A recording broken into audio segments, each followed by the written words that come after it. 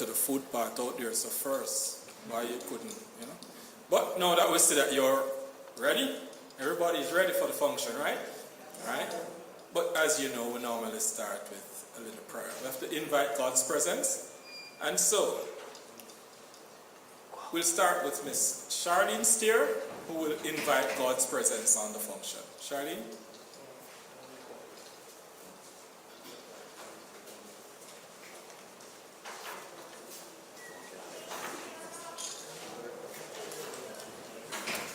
Good afternoon, all. Let us pray. Wonderful Heavenly Father, thank you for your love for us, which is unconditional. Our lives safely trust in you. Today, as we gather for the finals of the market research competition, we thank you for the organizations and people who made today a reality. Jamaica Stock Exchange, the brokerages, companies whose team members participated in this race. The chairman, Professor Claremont Curtin, and his able professionals who have assessed the candidates over the past year. The historical ending with the two finalists as champions from the same stock brokerage, NCB Capital Markets Limited, Jamelia and Nicard. They are indeed appointed for a time such as this. We believe, we pray, and we declare that our two finalists today from NCB Capital Markets Limited shall be as Joshua and Caleb, as Moses and Aaron. For the Lord said there is no restraint of the Lord to save by many or by few. I believe these two workers, they will be undefeatable and change the scale of wealth in Jamaica and around the isles of the Caribbean. I believe they will usher in a prophetic word of Isaiah 69, verse 9 to 11 that says, "Surely the isles shall wait for me, to cause foreigners to bring their wealth with them. For the Holy One of Israel has glorified them in his eyes to all." Because of your outstanding performance today and going forward, I believe foreigners will come and build our cities. The great and powerful will send us aid. Our gates will stay wide open around the clock to receive the wealth of nations, and Jamaica indeed will be great again to have the richest country and richest city in the world. Indeed, the best of the world will cater to our nations. Therefore, we pray, Father, as we prosper together as a nation, let us exercise unfeigned love one for another. One nation, one people, building a future. Father, let us exercise the spirit of grace in Isaiah 11, verse 2. These mercies and destiny, we pray, be planted with the seed of the market research competition. In Jesus' name, amen. I'm sure everyone is blessed, right? Indeed, that was quite a sermon. Thank you, Charlene. Of course, next we'll have opening remarks by our esteemed Mr. Andre Gooden, Group Business Development Manager at the Jamaica Stock Exchange. Make him welcome, please. Thank you, Mr. Master of Ceremonies. Really happy to see the turnout of the NCB Caps team here to support their colleagues.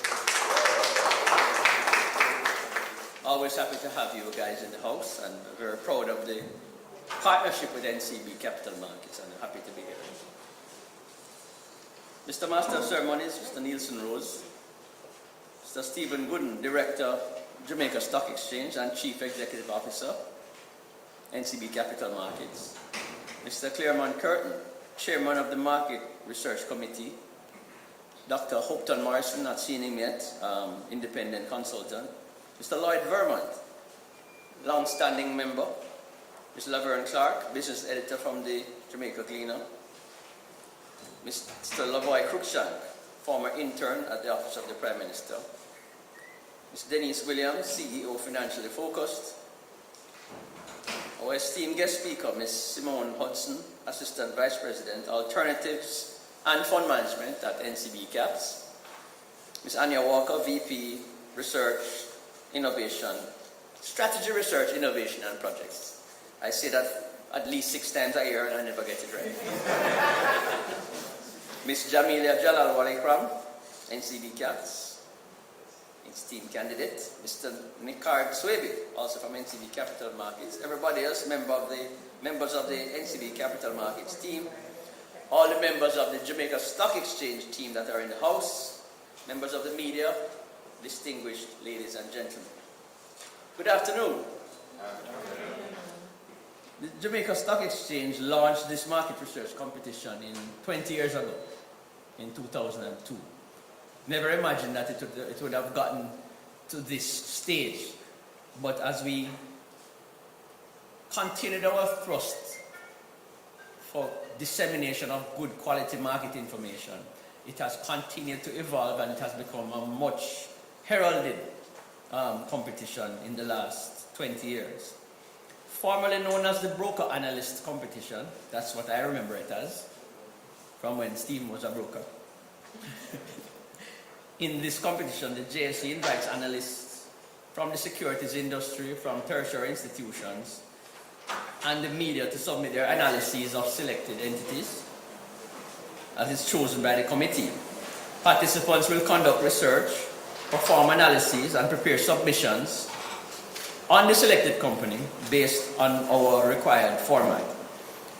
The competition has clear objectives: to increase market involvement of analysts and observers in the Jamaica stock market through in-depth analyses of the performance of listed companies, to enhance the research, analysis, and presentation skills of the entrants and participants, enabling them to better understand the market, improve their communication skills, and in the case of a broker representatives, better advise their clients. I think this is a very important one.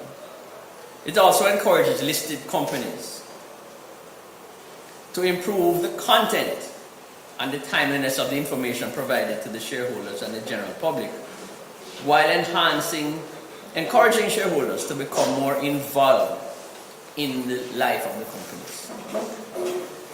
To emphasize the Jamaica Stock Exchange's commitment to providing continued education to the market.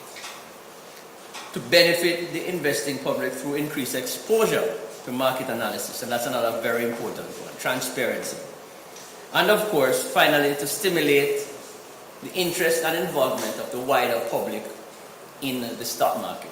I dare say we have achieved all of these in the last 20 years, as information on the market is now as widely available as it ever has been, not just through our own efforts, but the efforts of the participants in this competition. Since its inception, the Market Research Committee has had 3 chairpersons. Mr. Alvin Wint, who served from 2002 to 2004. Mr. Harry Abrikian, who served from 2004 to 2007. And Mr. Claremont Curtin, the current and clearly the longest serving chair, serving since 2007. That will be 15 years. Their service is entirely voluntary, and they have shown great dedication over the 20 years to the competition. Let us take a moment to applaud these gentlemen for their hard work.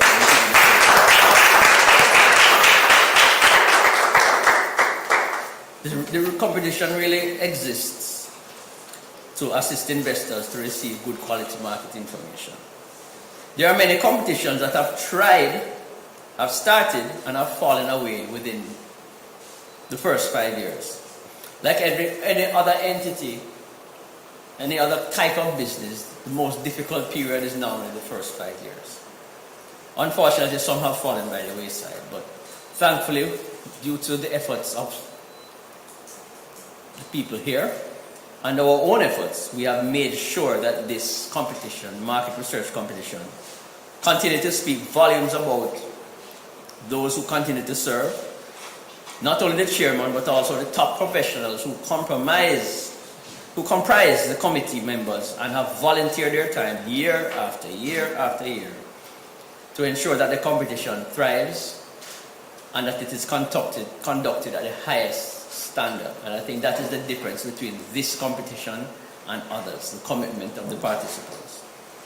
I would also like to applaud the members of the committee who also work very hard to ensure, and as the quality of the material has improved over the years, it has made the work of the committee much more difficult. So congrats to all the committee members. In this time of reflection, I would like to thank all the participants over the years who took the time to do their analyses and put themselves up for public scrutiny, which is what it actually is. It's not an easy task, and their research plays an important role in market education in that they provide critical information for the marketplace in making investment decisions. The winners in this competition have gone on to make stellar contributions, not only in the financial sector, but to the country as a whole. Hence, it is important for this competition to continue. The vision is not only to continue the competition, but to expand the competition across the Caribbean, so that we will have a meeting of the minds of persons within the Caribbean, that is, the other exchanges, to move forward and allow this competition to prompt even better analyses for the investing public within the region. According to Walt Disney, I have been up against tough competition all my life. I wouldn't know how to get along without it. And Bella Caroli states, no competition, no progress. Therefore, more competitors we have, not only will make ourselves stronger among other territories, but it will also help the analysts to continue to hone their skills and produce highest level research findings on which the public will rely to make better investment decisions. Better decisions bring better results, and in the journey of wealth creation, this will mean more wealth for people across the region. We are on a continuous drive to ensure that the Caribbean will be seen as the financial hub around the world. There's no reason why not. And your CEO mentioned that at the Capital Markets Conference, that there is no reason why we cannot be even more globally competitive than we already are, given our strong position in the region. So we want to be seen as a financial hub for around the world. And this can only happen by bringing the best information to assist in making prudent financial decisions. I want to, in the end, just thank the media for continuously getting out our information, and to welcome to the media landscape our own network, CBX, the Caribbean Business Exchange, which is now part of the industry, widening the scope and disseminating information across the region. Thank you all for coming, and enjoy the rest of the program.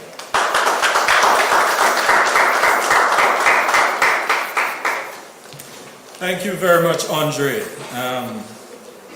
That was quite a history of the competition. Some of us didn't know it started that long, 20 years ago. Indeed, rich history from the Jamaica Stock Exchange as they continue to set the trend. We're moving right along very quickly, and so we'll next go into the chairman's presentation. Professor Claremont Curtin, chairman of the Market Research Committee. I think we'll watch that now.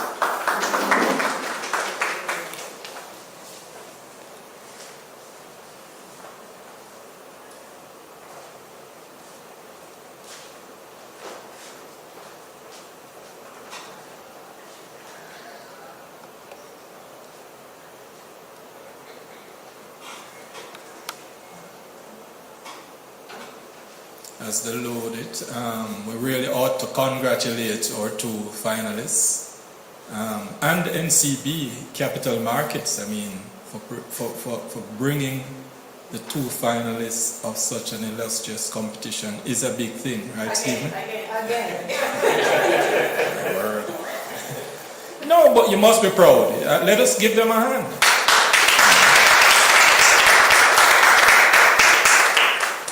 It is indeed something to be proud of, as the quality of information improves and the need for information. We're adding more and more investors to the market, so more and more the need for information will grow. And it's very important that we have good quality analysts to ensure that we make the best financial decisions.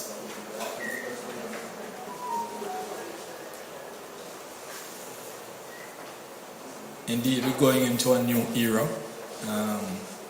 We see the kind of companies being listed, the kind of transactions that are taking place.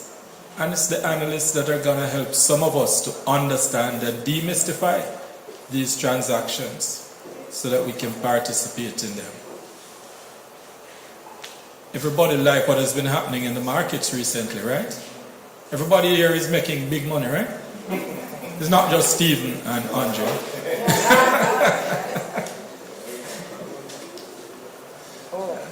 Stock market is the place. Jamaica has been, Jamaican Stock Exchange has been #1 stock exchange in the world, and it's not by chance. It's because of the quality of the investments that we're putting out, the quality of the stocks that we're putting out, and the information that helps us understand that this is a good value, this is a good investment, and it helps us to bring the regular Joe or the regular Jane to the market, help them to participate. So, two finalists, I must say congratulations to you. And this is just really the beginning, eh?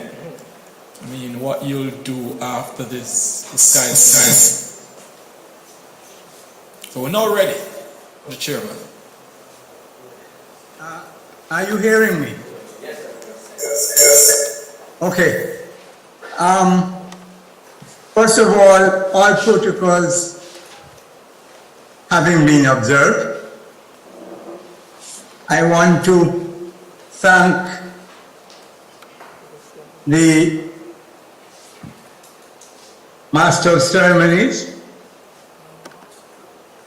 and also the introductory speaker for making my presentation much easier. In all humility, I want to indicate that quite a number of the winning candidates were my students. And I say this in all humility, beginning with Stephen Gooden, and also for the time being ending with Jamelia. I take great pleasure also in the role historically being played by Anya Walker in preparing candidates for participation in the competition.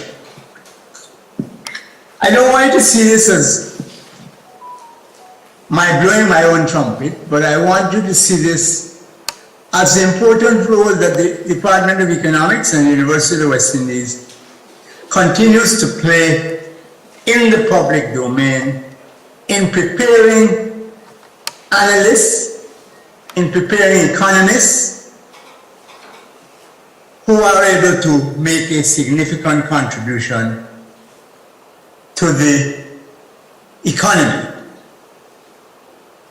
I want to use this opportunity to thank, first of all, Mrs. Marlene Street Forrest for her unswavering and ongoing commitment of the Stock Exchange to this very important competition. I also want to thank my colleagues who have very seriously and in a committed manner participated actively in the review and the assessment of the number of presentations, excellent presentations, which we have received. We've also tried to conduct periodic briefings with participants to try to enhance the output, to upgrade the quality of the presentations. In terms of information about the competition, throughout the year, winning analyses are published. Analyses are presented on a quarterly basis. and the quarterly winners receive cash prizes of 100,000 Jamaican dollars. So the 4 quarterly winners each receive 100,000 Jamaican dollars. For today's competition, the runner-up will receive $150,000 Jamaican dollars, and the winner will receive 300,000 Jamaican dollars. In addition, the winning entrants are submitted for publication in the print and electronic media. In terms of the requirements for quarterly submission,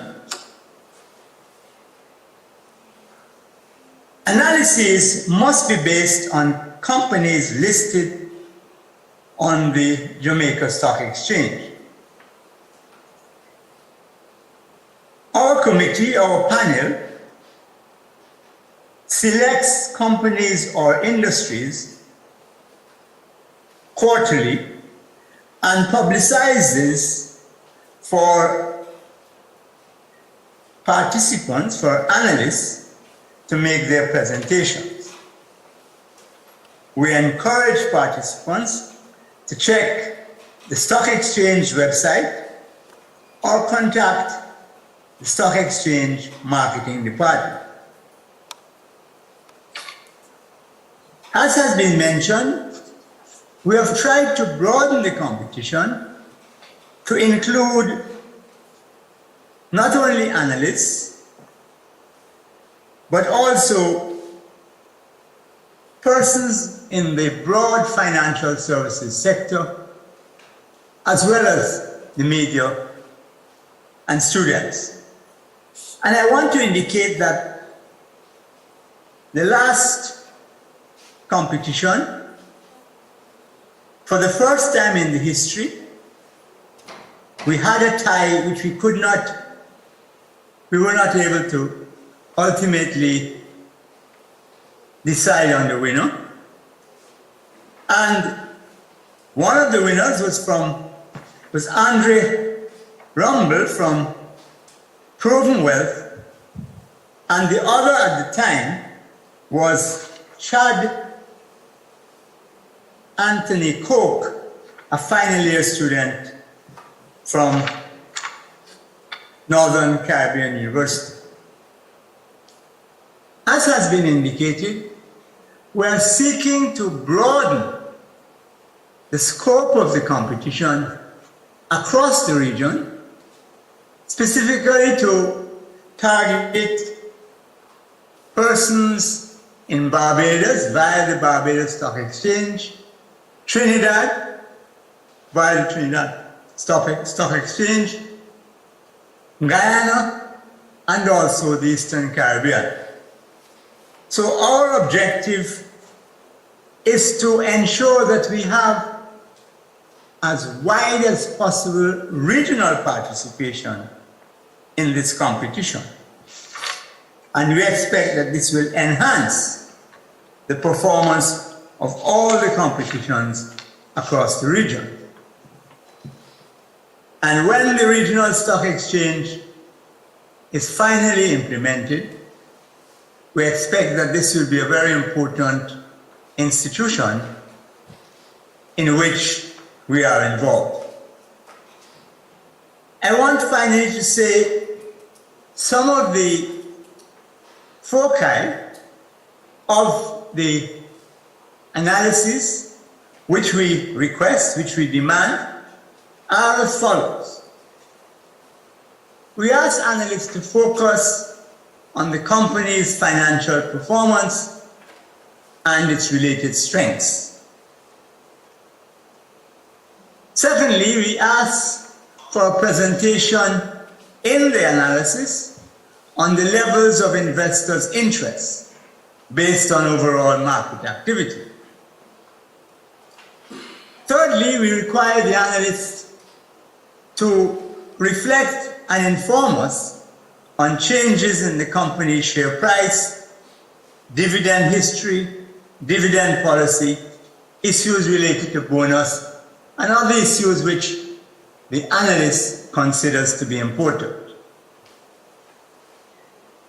Next, we focus the analysis work on the macroeconomic conditions under which the company operates, industry-specific factors, business environment issues, and market trends that have impacted or may impact the company's performance. And we also request an evaluation of the quality of the board of directors of the company and also the management. We expect, therefore, at the end of this analysis, the analyst is able to indicate, advise, as to whether there's a recommendation to hold the stock, sell the stock, or buy the stock. Now, I consider this to be very important, as in terms of financial inclusion, where the central bank is playing a very important role, and where also the stock exchange is seeking to include, in terms of financial literacy and financial understanding, a large cross-section of the country's population. That these kinds of analyses will strengthen the capacities of analysts in the different financial institutions, and will also ensure that the wider public, the ordinary people who wish to participate, who wish to learn about the stock exchange, who wish to learn about stocks and shares, will benefit from the presentations, the advice given by analysts from the different companies. And I would like to urge the other companies to try to struggle against the monopoly, which is now being reflected by NCB Capital Markets. There are many other companies. And I think these companies can produce or should produce analysts who can satisfy our committee's requirements and continue to produce excellent work by way of their own presentations. Once again, thank you to those who are participating. Most sincere congratulations to today's contestants, and I wish them the best of luck as they compete for the two monetary prizes offered for this competition. Thank you very much. Thank you very much, Mr. Chairman. Very comprehensive overview of the competition, history, and what the competition has been to the industry. And of course, he points out the success, the trajectory of success that winners have gone on to, notably Sir Gooden. So it's a great competition and a great honor for the two persons here. So I'm supposed to give you a quick outline of the two individuals' overview of their achievements thus far, and a little outline as to what to expect. So in terms of the competition, in determining the overall winner of the year, after the top two finalists had been determined, the Market Research Committee, by the Market Research Committee, these two finalists would have been invited to submit analysis on a company selected by the committee. This written presentation will really carry about 60% of the overall grade. The winners will also be required to now make an oral presentation, and this oral presentation will carry 40% of the grade, and of course we'll be very lucky to view that oral presentation today. The oral presentation is intended to allow the finalists to really verbalize what they had presented in the written presentation and to really defend their submissions. You know, questions will come from the judges, maybe from the audience, and they'll be able to back up that to show you that they didn't just go off somewhere and copy something, but they actually understood what they present, and their analysis is right up to par with the best that there is. In terms of the rules, each participant will be given 10 minutes to make their presentation before the panel of 4 judges, comprising 3 market research committee members and 1 member from the company being reviewed. Each presenter will ask 2 questions from their opponents. Each judge will ask 2 questions of the participants. There will be 2 questions from the audience, that's you. After the question and answer session, the judges will deliberate while the guest speaker make his or her presentation. After the presentation, the chairman will announce the winner of the competition. The presentation of awards will be done to all the participants of the market research competition, including and especially the winners, who will be presented with a trophy and cash prize. And the winner will make a 3-minute presentation. Then there will be, of course, the usual photo ops and those who stay back for refreshments and so on. So, welcome. We're in for a very exciting time. We did choose the order of the speakers earlier on. So we asked them, and Jamelia went into the bag, and she's going to be speaking first. Well, let me give you a little idea as to who we are talking about. Jamelia Jalawalikram. Did I get that right? Alright, I'll just say Jamelia. Is currently employed at NCB Capital Markets as a research analyst. She has been an analyst for just over 3 years and holds an MSc in economics from the University of the West Indies and a Bachelor of Business Administration with a major in finance and banking and a minor in economics from the University of Technology. Boy, bright people. Jamelia's interest in research and economics and her desire to understand the financial markets led her to a career in financial research, where she has been able to use both to conduct analysis on investment securities and financial markets to guide in-house and client investment making decisions. So we all thought Stephen was bright, but now we see where he gets those the advice from. In addition to her aspirations to contribute to greater capital market development, Jamelia hopes to be a change agent in the country's journey to economic development. She lives by the philosophy, a ship is safe at harbor, but that is not what ships are for. As a reminder to continue to challenge herself, to pursue her goals and strive for excellence in all her endeavors. I wonder she's at the top of this game. Our other contestant, Nikard Swaby, his name is much easier to call, is currently employed as a research analyst with the group underwriting unit for NCB Jamaica.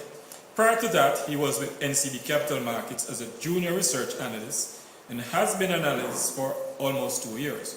He also holds an MSc in economics and a BSc in banking and finance and economics, both from the University of the West Indies.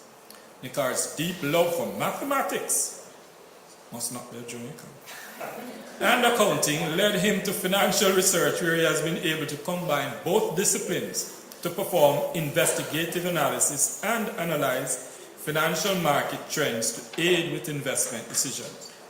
He aspires to become one of the most successful and highly talented financial analysts in the Jamaican sphere, while playing a vital role in not only developing the financial markets of Jamaica, but also in the overall financial stability of the economy. He believes that financial stability is key for any economy to not only survive, but thrive and sustain economic growth and development. Nicard is also passionate about education. As such, he has devoted much of his spare time tutoring and mentoring young minds to become their best selves. He believes that by doing so, he will be able, in his small way, to help Jamaica become a better place. His mantra is, in order to break the cycle of poverty, education is vital. Now, give a hand to me.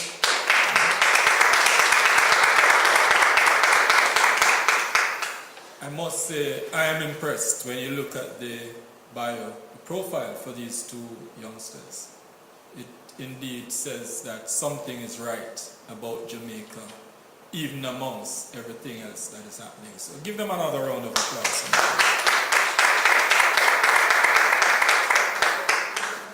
All right, so both of you ready?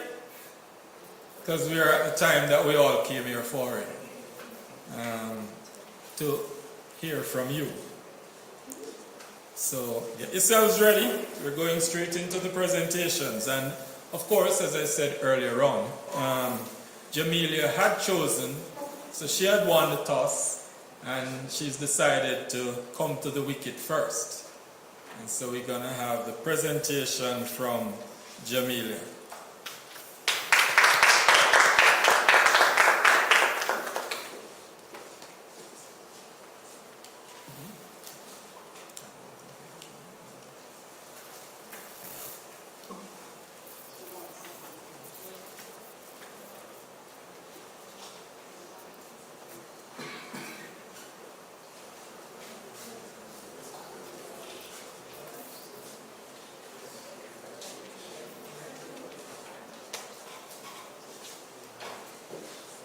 Good afternoon, everyone. So as you heard, I am Jamelia Jalal Walikram, so it's not that hard to pronounce. I mean, I've been seeing the comments on social media, people like, what? Jalal what? But yeah, it's very simple, Jalal Walikram. Not exactly.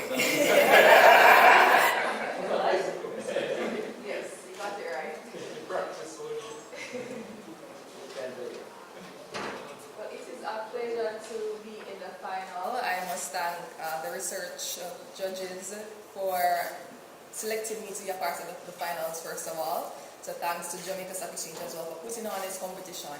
So we are here today to discuss the company called Massey Group. Now, by the end of this presentation, you would have gotten some information about the company industry that it operates in, and expectations about its performance and its overall value. And with that, we're going to decide whether or not we should buy, hold, or sell Massey by the end of this presentation. Okay, so let us go on this journey about Massey Group.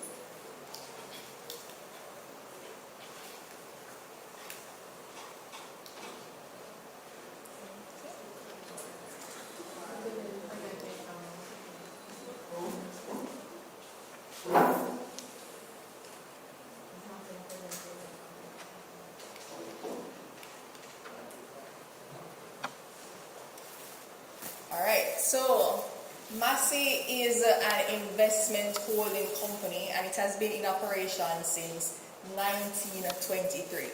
So, prior to 2020, it was a conglomerate, but in 2020, the company would have transformed itself into an investment holding company so that it would have the flexibility to now assess its different portfolios of investment to see which ones are underperforming, which ones are overperforming, and hence make strategic decisions around which ones to divest and hence divert investments into the more profitable areas.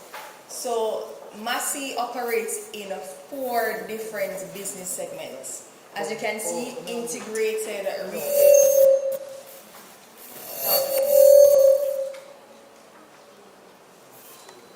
Integrated retail means that Massey is a retail and wholesale distributor of pharmaceuticals and food and overall general merchandise. It also operates in motors and machineries line, meaning that they sell used and new cars, the spare parts. They also sell heavy machinery and leasing of different equipment. Now, Massey also operates in the gas products line, as well as you can see. So this is your liquid petroleum gas, such as your cooking gas, specifically gas pro. So whenever the gas always finish on a Sunday and call gas pro, that is Massey that's distributing that gas right there. They also sell industrial gases such as your oxygen, your nitrogen, argon, etc. They also have a financial services line.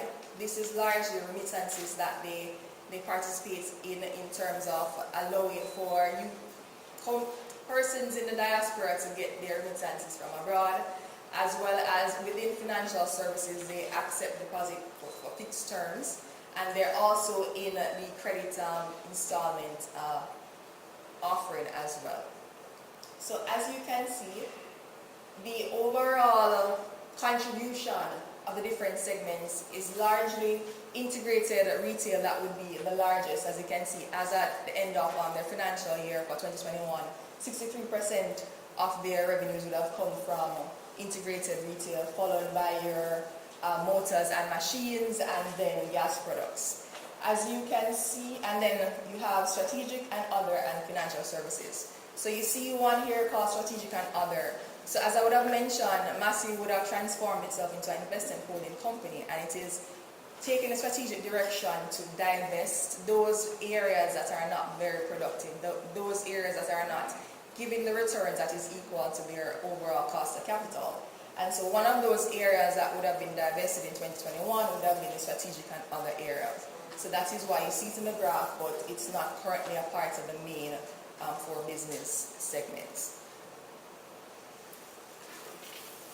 And even before I move on, as you can see, Massey is a regional company.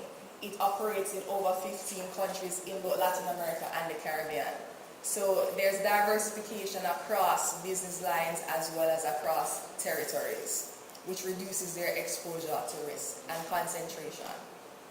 So these are some of the companies that they distribute for, and these are very popular companies that you would be familiar with: your Irish Spring, your Palmolive, your Dentine, your Chips Ahoy, etc. All of these are companies that Massey's distribute for. So what is the industry overview and competitive positioning for Massey? Well, Massey operates in what is called an oligopolistic market. So there are small numbers of firms within the market, and they operate across different sectors, different countries, as you would have heard before in terms of the overall business description for Massey. Now, its major peers would include other companies that operate similarly. So you know your Grace Kennedy, your JP, your Anson McCall, those are some of the listed companies that are their peers. They also have a multifaceted in terms of they operate across different markets, and so they're going to face competition across markets. However, there is some intra-firm structure that allows or helps with their competition or them being competitive, in that there are specific factors that allow them to be able to operate in different markets and hence price in different markets to give them some competitive advantage over other peers that doesn't have that level of scale and reach as them. So as you can see to the left-hand side, in terms of their integrated retail product, they will compete through competitive pricing because they have the scale to do so, since they will be able to get discounts on larger purchases.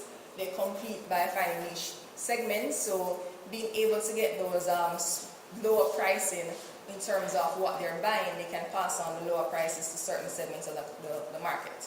So you have some catering to niche segments in that regard. And they also expand in terms of their product availability to tap into different markets and hence get some efficiency and scale.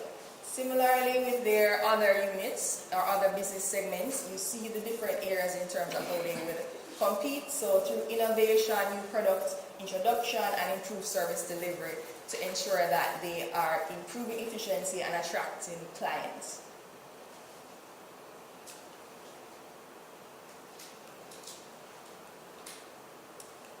Okay.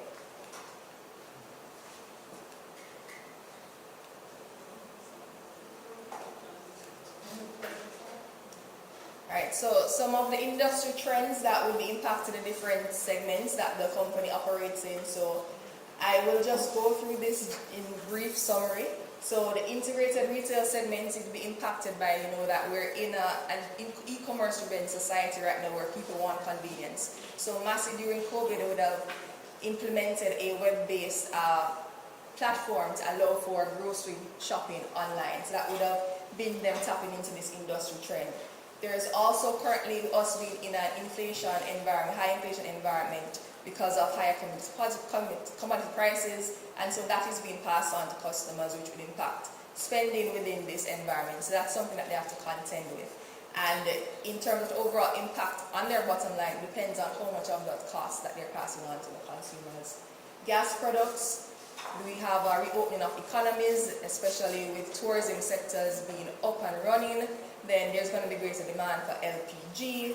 There's still strong demand for oxygen, especially given that the health crisis that we're going through with COVID and aging population. There's going to be strong demand in the future.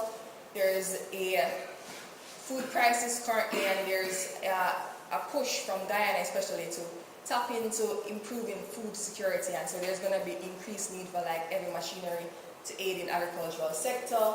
And Guyana is a growing country, and the demand from that and the improvement from the consumer standpoint will help in that regard in terms of their ability to purchase their goods and services, cars, etc. And their financial services, they would have implemented digital channels such as upgrading their money transfer platforms, and that is along the lines of where the world is going in terms of improved technology to improve customer satisfaction.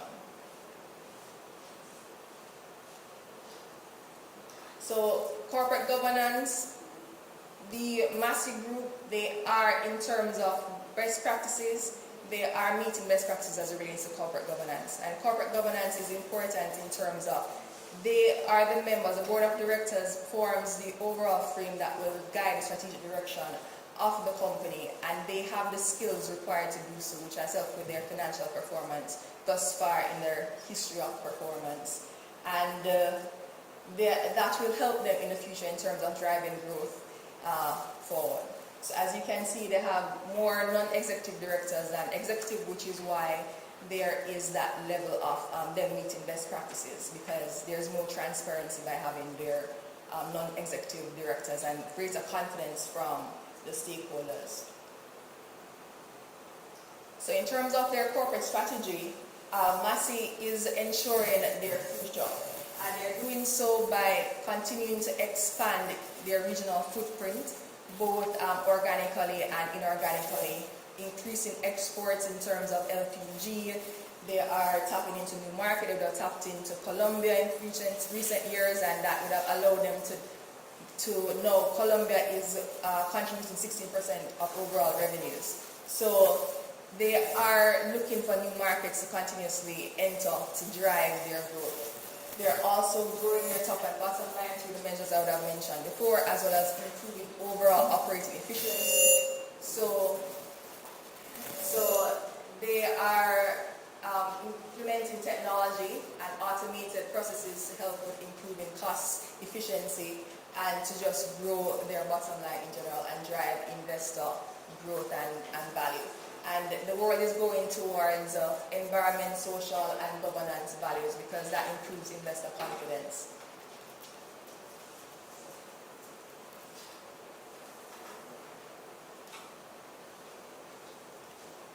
So we have gone through mentioned some of the strengths already in terms of their diversification across markets. That's their strength. Good governance.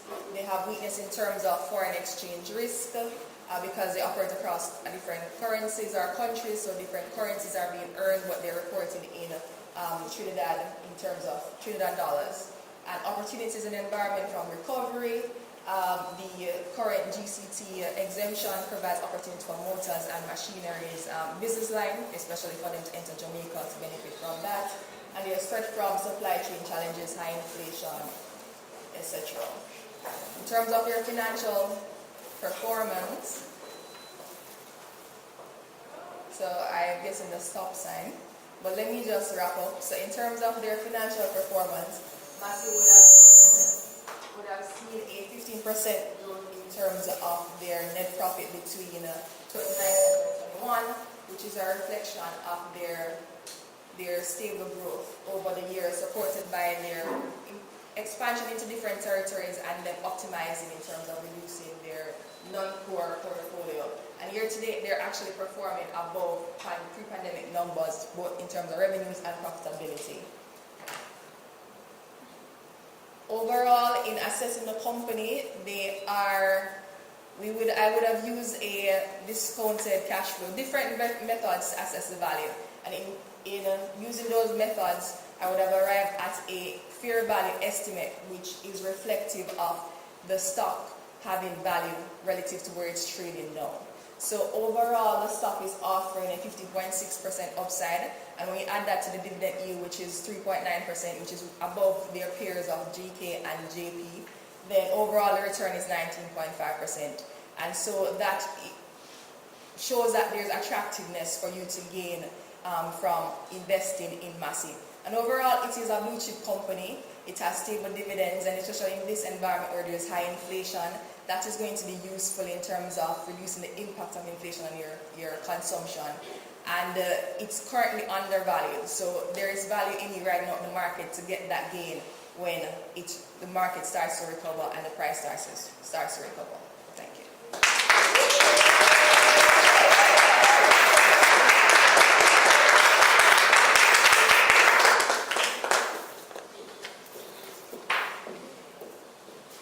Excellent presentation. Let's give Jamaica.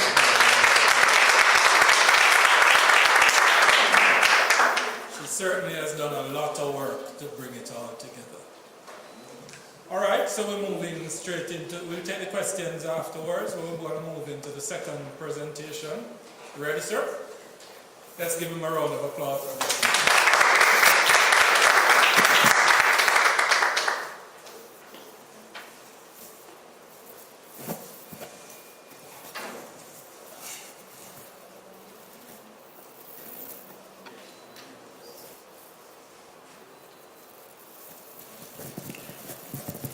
Justice.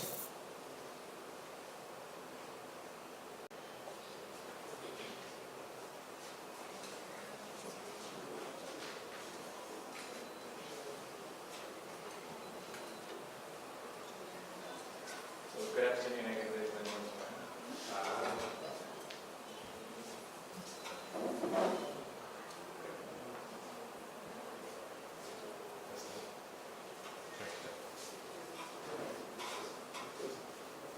Good afternoon, ladies and gentlemen. My name is Sweeney. I'm a research analyst at NCBJ, and I'm here to just give an overview of Massey and in the end provide you with a recommendation as to whether you should buy, sell, or hold this stock. So, what is Massey Holdings?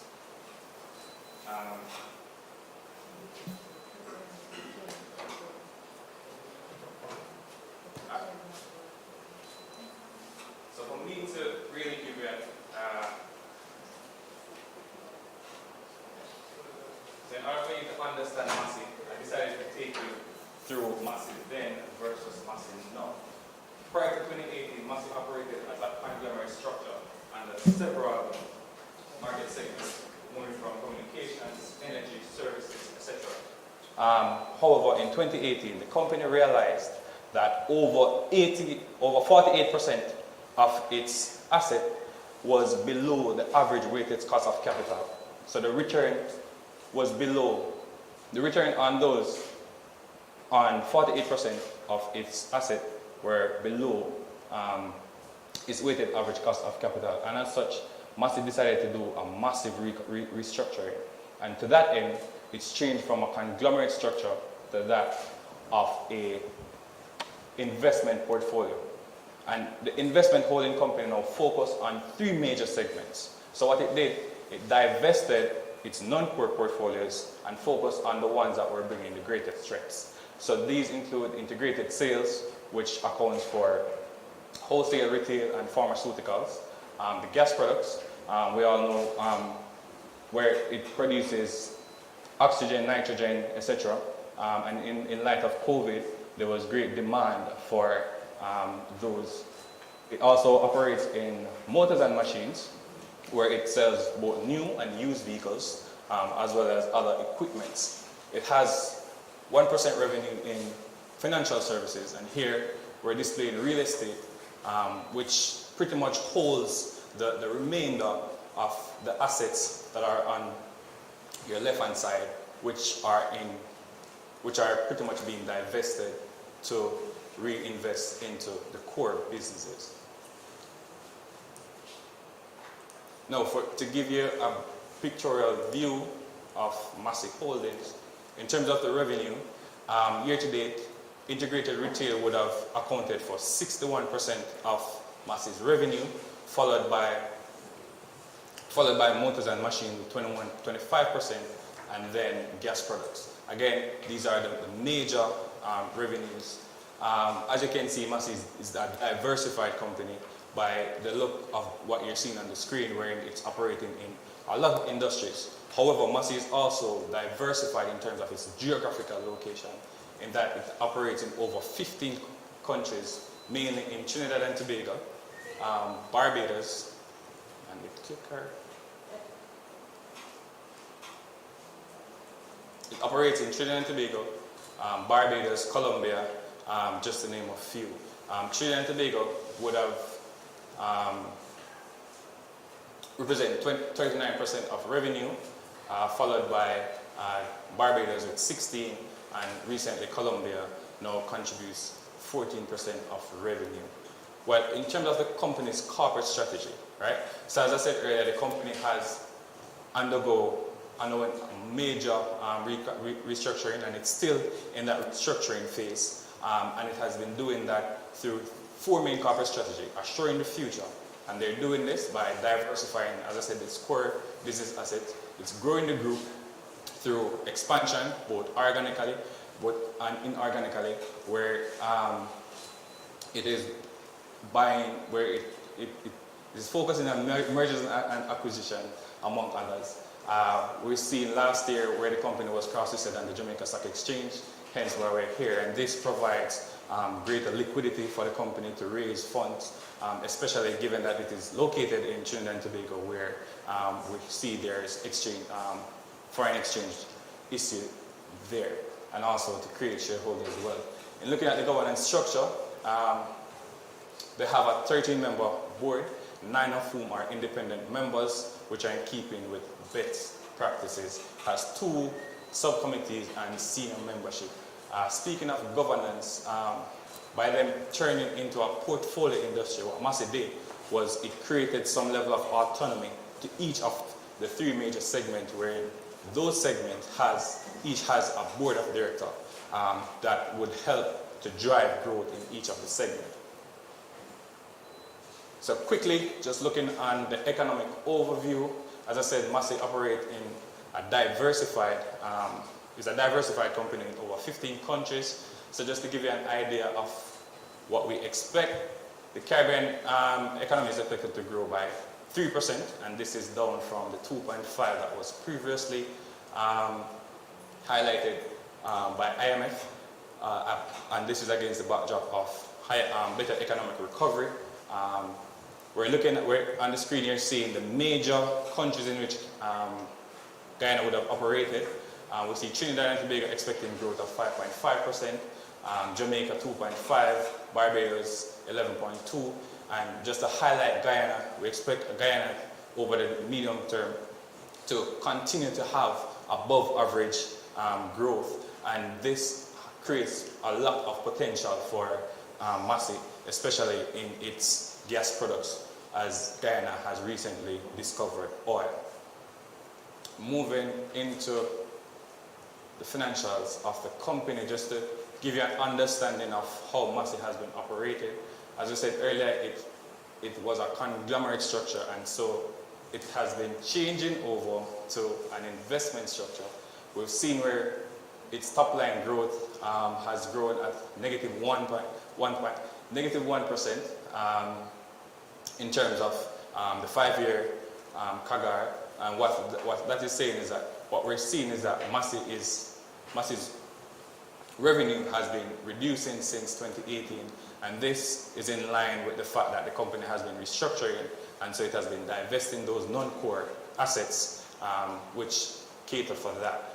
Also, we're seeing where total expenses has grown at a CAGR of negative 1.6, and what we're seeing that how it's important to note that even though Massey is undergoing massive restructuring, the company has the expenses grow at negative 1 over the last 5 years, and this is an indication to show that even though there has been expansion, there's been mergers and acquisition, this is because the company has been divesting those non-core assets and reinvesting that into the business. And bottom line, we're seeing growing at 12.6% again, and this is in line with the gain from sales of discontinued operations. So just to give you a quick highlight of the year-to-date performance, revenue has been up 13% year-to-date, net profit 1.5%, expenses again up 13%, and this again is against the backdrop of its expansion strategies. We've seen where Massey is, for example, its gas products. They have placed 3 new liquefied petroleum gas in Jamaica recently.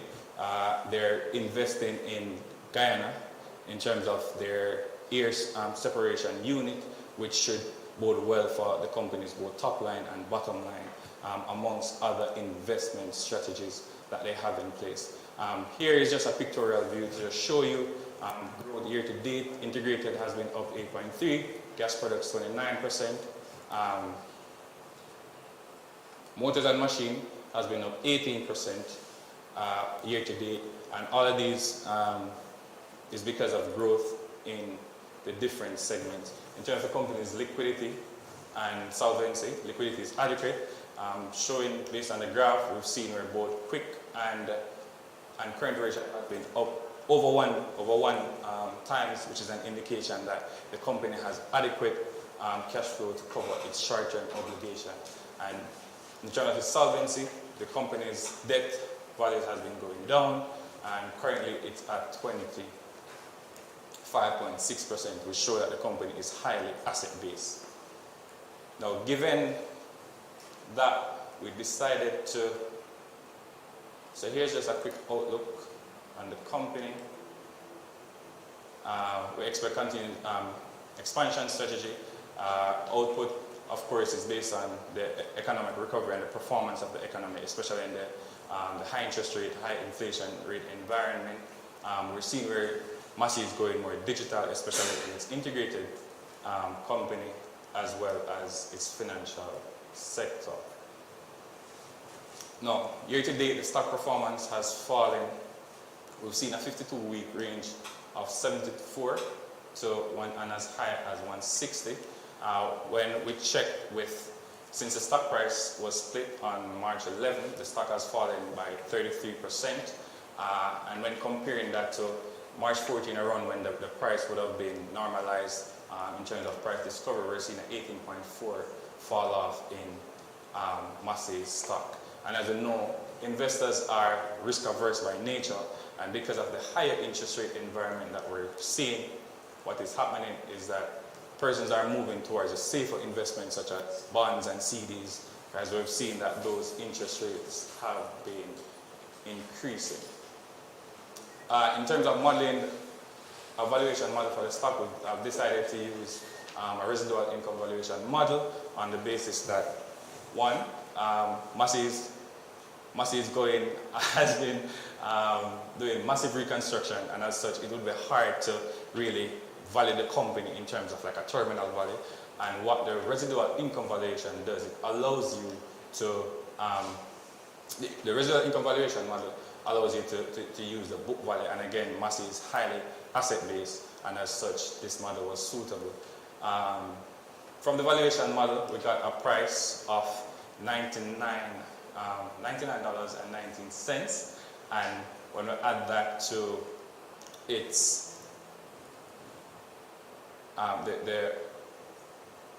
when added to the dividend yield of 3%, we get a price, a total return of $19, and we get a total return of 19%. And as such, we recommend a buy on Massey Holdings Limited. To balance the buy, some key factors to note is that one, the COVID-19 pandemic is still with us, and with the Caribbean being what we call resistant in terms of vaccination. For example, Jamaica total vaccination rate is just above 20%. Any resurgence in the economy will impact Massey Holdings Limited, as well as the supply chain disruption. Even though supply chain has been improving slightly recently, we're still seeing some level of supply chain disruption, and that will definitely impact Massey Holdings.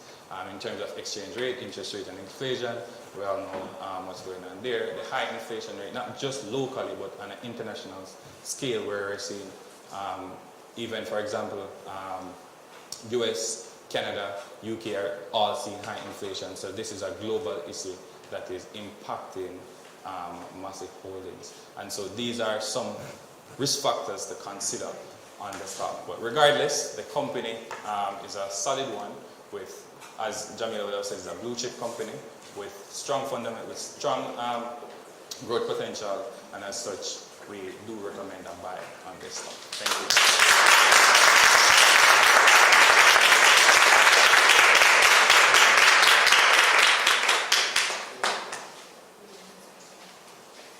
Thank you very much, sir. And let's give another round of applause to both presenters. They did extremely well.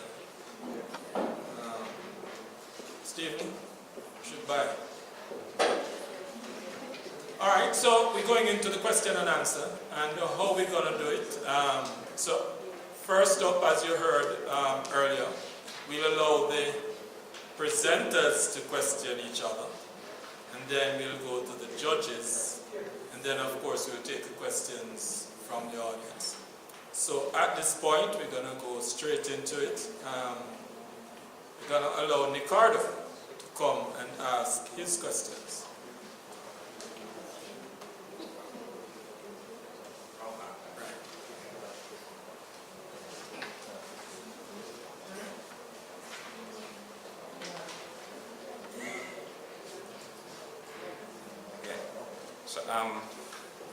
My question, James, would be one, to state the assumptions you'd have used in the model, given that you didn't get a chance to do that, and two, how do you expect Massey to play out given the current economic environment?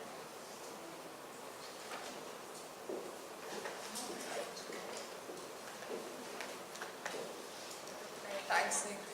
So in terms of the first question, in terms of the assumptions, so as Ricardo would have mentioned, and as I would have mentioned throughout the presentation, they would have been divested in different business lines. So assumption was made to ensure that the one-off gains from those divestments were removed, and that would have allowed me to just focus on, okay, earnings from continued activities for one, and I would have also accounted for the drivers of the expected performance through revenues and costs and EBIT and overall net profit. So these drivers include the fact that they're expanding their regional footprint into different regions in the Caribbean. There are these regions also that they have major operations in, so the Trinidad, the Barbados, the Guyana, the Colombia, all of them are expected to grow, and so the impact of that growth from recovery, especially with Guyana, and them having the momentum from finding oil and gas and exporting those to support that 47 point 2% growth expected and the double-digit growth expected into the long term, those were factored into the growth assumptions around the revenues and EBITDA and how those feed into the cash flows for the company. In terms of the models that would have been used, I would have used 3, and I would have factored that in, and as well as market approaches, especially given the current environment where investor sentiment is impacting the value of the stock. Then I would have used the price to earnings, but I specifically used the 1-year forward price to earnings multiple to find a value. And I would have also used the price to book ratio, considering that this is a company with a large book value base. So all of that would have been averaged to give me an overall value of 98 cents. The last question, how I expect it to perform in the environment. So as you would have mentioned also, currently the stock is down year to date. However, a lot of companies have seen where their stock prices have fallen off, considering the current environment where the high inflation and the interest rate actions by the government, by the Bank of Jamaica specifically, monetary tightening would have impacted the cost of equity, which would have caused valuations to come down, and overall tightening liquidity, which would have impacted how investors, especially institutional investors, are able to input their injection of capital into the market to buy different stocks. That would have been eased or depressed because of the tightening liquidity.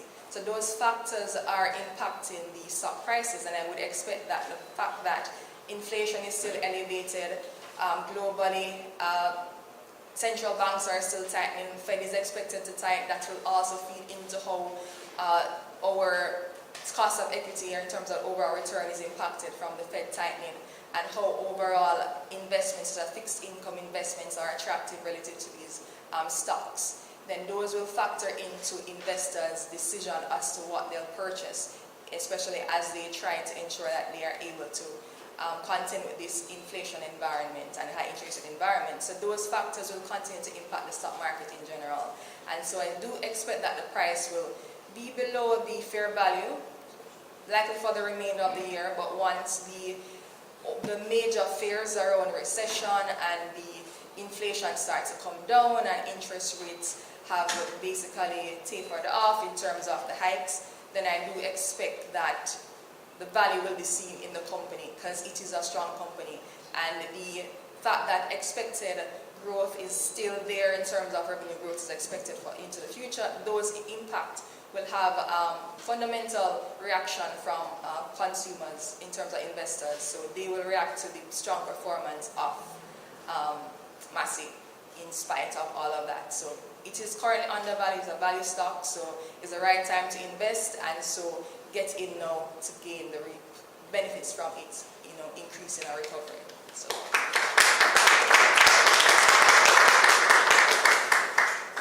So I'll just ask my questions. Alright, so Nikar, the first question would be, how would the restrictions around COVID-19 in different territories, how would that have impacted the company? It's a two-part for the one, and what would have the Massey done to reduce these impact on its operations? And considering that we are now seeing elevated recession fears in developed markets especially, what impact do you expect a potential downturn to have on the performance of Massey in terms of its performance financially and stock-wise? Stock price. How will the recessionary fears impact Massey's performance in terms of operating performance, and how would it impact the stock performance?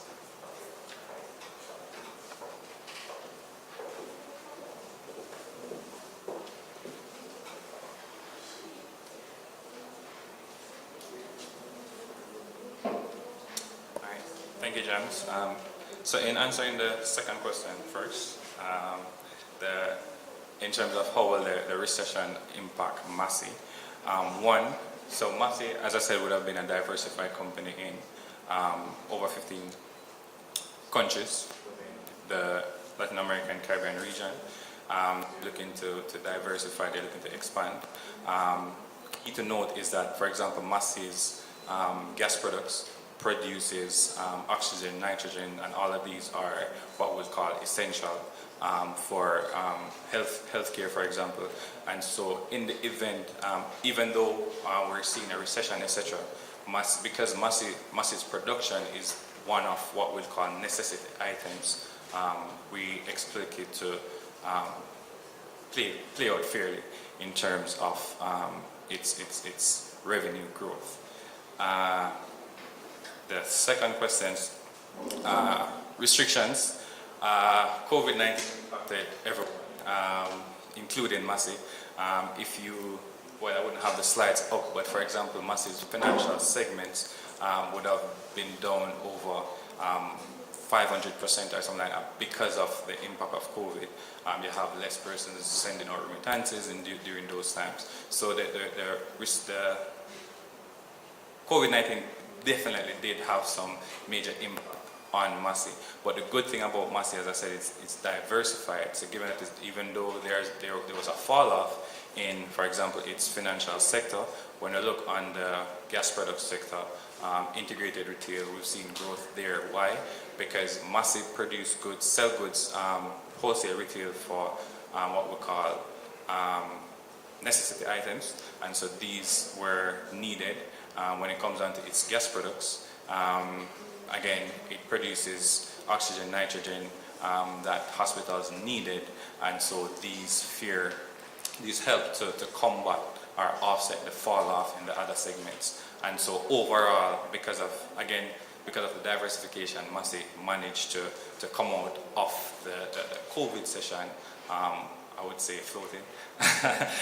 So that's good for them. And this just goes to show that the more diversified a company is the better it is in terms of playing out in the end. So yeah, thank you.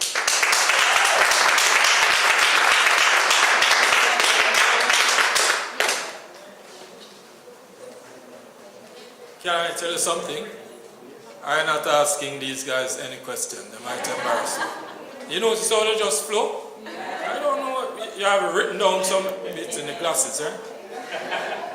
All right, but they did very well. Give them another round of applause. Of course, you know, the judges are not as nice as me. You know, they're mean people. Our judges for this afternoon, who will be asking the next set of questions, are Ms. Denise Williams, CEO of Financially Focused,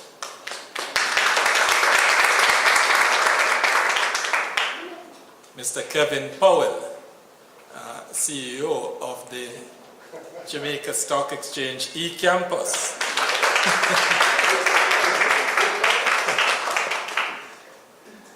Mr. Lloyd Vermont, who I understand is online. No, he's not. And Mr. Neville Ellis, Marketing Manager at the Stock Exchange. So, get ready. These are the tough guys. You know, I ain't even looking at them.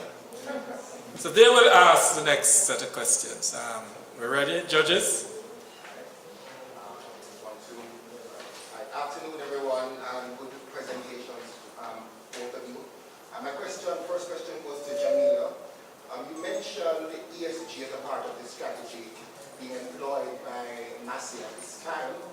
Could you be more specific in terms of what are some of the ESG principles that you see them employing, especially as a huge part of their business model includes natural gas or gas oil, and the world is going towards sustainable development and sustainable investments. What are some of the specific ESG measures you see Massey implementing at this time in their business model?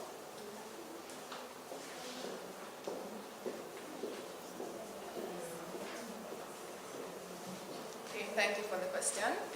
All right, so I will mention the others before I get to the ones related to the oil sector, energy sector. So they are currently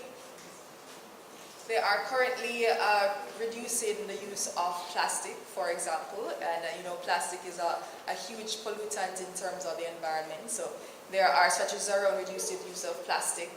There is also them pushing employees to reduce their carbon footprint. So there is implementation of work from home, for example, which feeds into them being able to reduce how much they travel and hence the impact on the environment from that. And in terms of the energy sector, well, as you say, they do operate in that sector, especially mainly towards industrial gases. And they are using or repurposing like carbon dioxide, for example, and using that in terms of oil recovery. So they are finding measures or implementing measures to use the waste to reduce the waste basically, so that it reduces overall waste in general by repurposing how they use carbon dioxide. It doesn't go into the environment, they use it within the operations.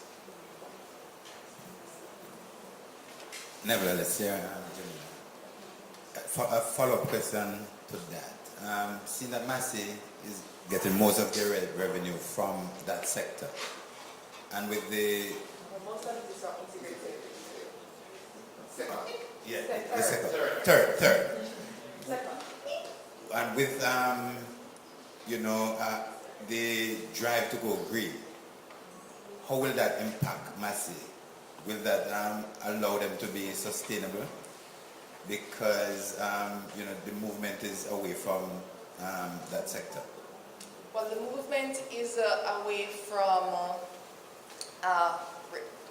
gas, oil, and like bad energy in terms of the movement towards clean energy and natural gases. And some of the gases that they would sell, they're more in line with natural gases, for example.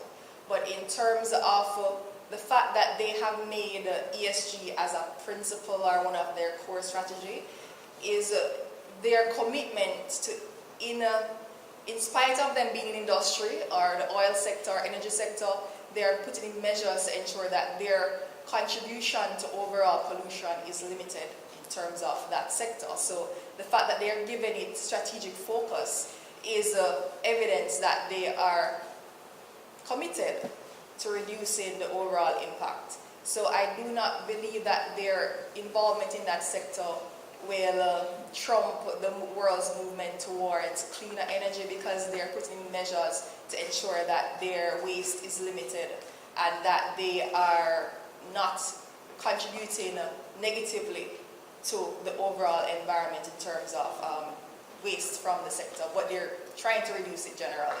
That's basically what I'm trying to say. They're putting in measures to ensure that they are helping the environment to reduce overall waste from the sector. Okay. Hi, Denise Williams here. My question is, due to the approximate 30% decrease in price since listed, are there any arbitrage opportunities for clients within the cross-listing of the company? Okay, so I would say that yes, there would be. I mean, the fall off is not as significant in terms of the Trinidad Stock Exchange in terms of the year-to-date reduction. So by investing in the Jamaican Stock Exchange, where the overall capital gains is greater, then there's definitely value in investing on the Jamaica Stock Exchange. So essentially you could buy here and sell in Trinidad and make some money. Yes. Because or, of yeah, or buy here and wait on the market to improve and then. Oh, yeah. Okay. You said you can't get the money out. Yeah, because there's a foreign exchange issue in Trinidad, which I would have mentioned as one of the weaknesses. Right, okay. Or one of the threats. Yes. Okay, thank you. Probably I missed it, but the 30% decline I've heard about, there was no comparison to decline in terms of the stock exchange indices itself and other markets. Is there anything that could explain what has happened here since the stock was split?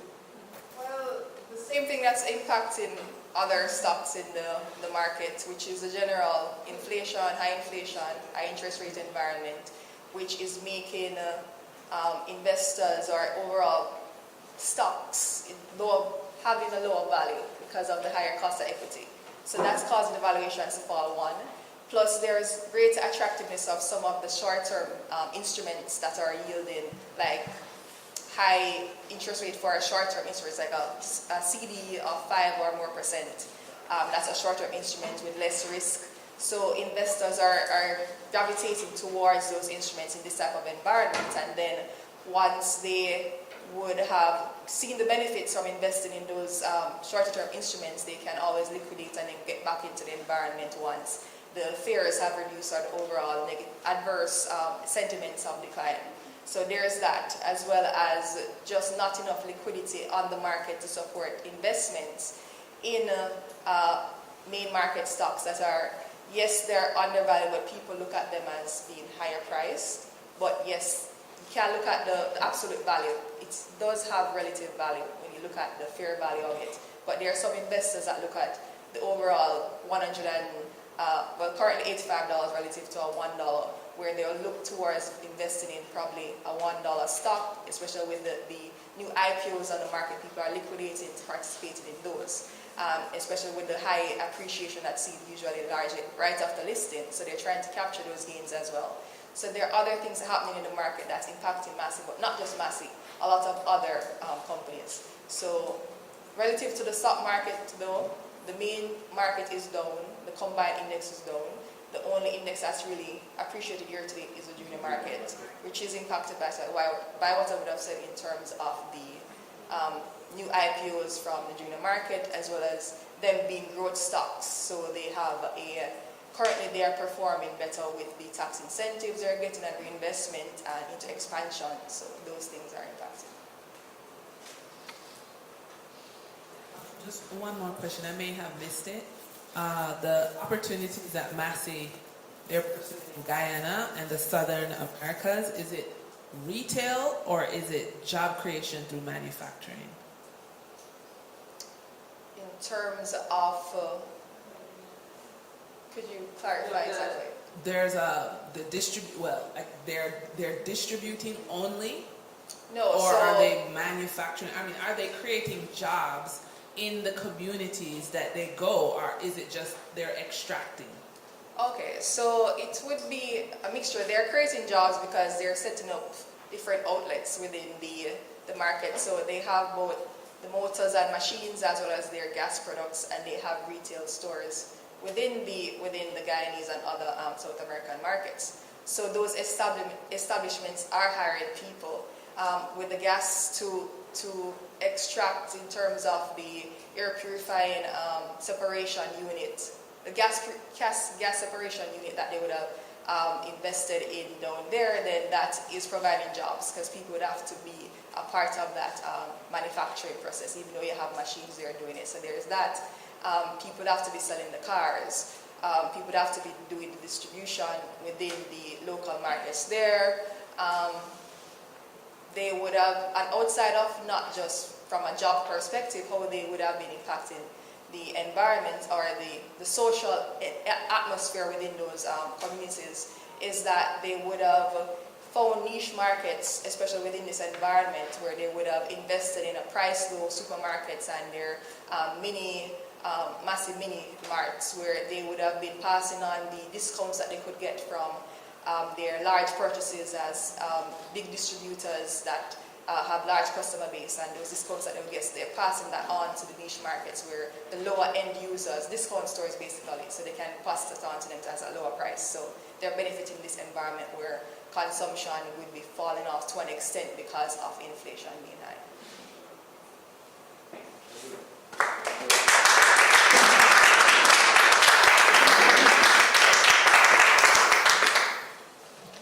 Thank you very much. Nika. Now it's time for Nicole. Nika. Card. Judges? All right, Sir Soibe, my question for you, you mentioned in your presentation the various markets in which Massey operates currently. I'm interested in the Jamaican market, of course. I'm an investor, Jamaican investor. What are some of the opportunities you now see that Massey can leverage within the Jamaican market to make the investment market in Jamaica more feasible or look more feasible now that the stock is down? What are some of the opportunities that you are seeing that Massey can exploit in Jamaica? All right, thank you for that question. So, yes, Massey, as you said, is diversified. So when you talk about one, it's retail industries. The wholesale retail, they're able to garner from that. But I want to, given that everyone knows about that, I want to also speak on its motors and machines. Massey has talks of bringing Trinidad and Tobago motors, Massey's motors in Jamaica. What that will do is pretty much create competition in terms of the ATL, the Toyota, because Massey sells a wide array of cars from Nissan, Subaru, etc. And so once they set up shop here, that would help in terms of competition-wise, which would benefit the public in terms of getting better values or better deals in terms of motor vehicles and stuff like that. So there is literally untapped potential here in Jamaica that they can take advantage of, especially as they're going into their restructuring phase. Outside of Ghana and Jamaica, because both of you are talking about revenue growth, what are the other areas within the Caribbean that they can grow their revenue, and what are other aspects? They are well diversified now. What are other areas they can grow? Other countries, we could look at, so safe of Guyana and Jamaica. When you look at Barbados and its home country, Trinidad, that's where Massey is founded in Trinidad and Tobago, and that's the country that actually brings them the largest portion of revenue in terms of country-wise. Where it brings approximately 40%, well 39% of overall revenue. And so with, for example, the gas and the gas products would have assisted greatly in that segment. So when you look at Colombia, it has recently gone into the Colombian market, and as you know, the production of oil there as well will provide opportunities for the Colombian market, and also motors and machines. We've seen where even year to date, in terms of their revenue growth, we've seen where Colombia has attributed a massive amount in terms of motors and machines because there's been an increase in the car rental fleets in that country. So as the country, as the group is restructuring and is expanding, they're acquiring they're doing a lot of acquisitions and mergers, and these we expect to bode well for the company in terms of medium to long term. Wouldn't the foreign exchange freeze that they have in Trinidad affect them greatly in terms of expansion and so on? All right, that's a good question. And just a follow-up to that question, because you listed that as a risk that you identified. Could you probably rank then what in your mind are some of the more urgent risks that you need to address? Okay, sure. So to answer the first part about will it impact the operation in Trinidad and Tobago, the short answer to that is yes, because for as we know, there's exchange rate issues in Trinidad and Tobago, but the good thing about Massey Group is that it's diversified, and by listing on the Jamaica Stock Exchange, that would have created that opportunity for them to raise capital here in Jamaica and then invest it in Trinidad. So that's one of the ways in which the company has been, with the group rather, can use its diversified strategy or its strategic to really assist in terms of growth in Trinidad and Tobago. And as you mentioned, in terms of the major risks that they should look out for, exchange rate is high on the agenda because currently, in terms of revenue, as I said, Trinidad and Tobago accounts for 39% of revenue, and so with an exchange rate environment issue, we expect that to definitely impact revenue. But looking on the bigger picture, the bigger scope, we're seeing where they're expanding in Guyana. They've acquired air separation unit in Guyana, which should provide energy for the sector, but also provide oxygen for the local market, and this should also help revenue. So while in Trinidad there's that exchange rate issue, they're circumventing or offsetting that by ensuring that they invest in the other regions to mitigate.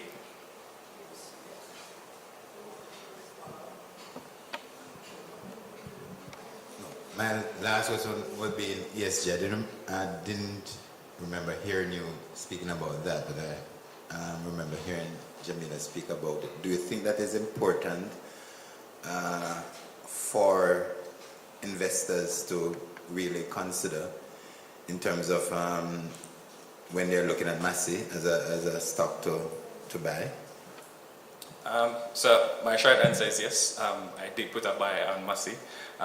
As our great CEO Stephen Gunnar would always say, in every turmoil, wherever there is a chaos, there's always opportunities. And right now for Jamaica, Massey Holdings, this is a great opportunity for retail industries as well as institutional to take advantage of, because while we're seeing the stock price has fallen significantly year to date, persons will look at it and say, oh, the stock is falling, so I shouldn't be buying this stock. But what you need to look at is the fundamentals of the company, the growth prospects of the company. Because remember that this, I think where us as Jamaicans are going wrong is that we think that the stock exchange is a quick flip in terms of gaining money, not realizing or remembering that the purpose of the stock exchange is for you to buy into a company. We're looking at medium to long-term growth investments, and that's why whenever we always tell our clients to speak with our wealth advisors, because we need to understand your goals, like aspiration, because if you're looking to generate funds in terms of a short term, then the stock market is not necessarily the place for you. I know in recent times we've gotten, I would use the term lucky, because the stock market has been vibrant, where you list an IPO and you have a 100%, a 200%, a 300% increase.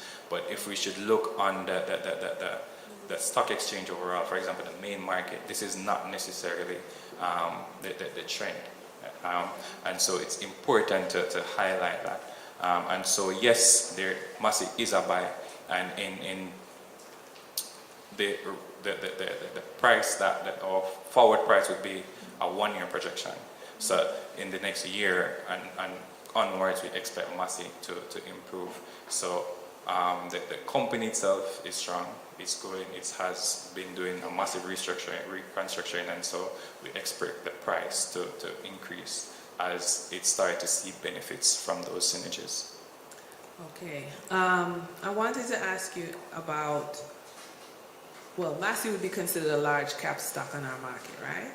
Okay, so I wanted to just put it in the context of the outlook for the next 12 months for large cap stocks, because Jamila had explained that investors will come in and they prefer to buy a stock that's for $1, as opposed to, so the $85 still looks expensive even though it's a fall off.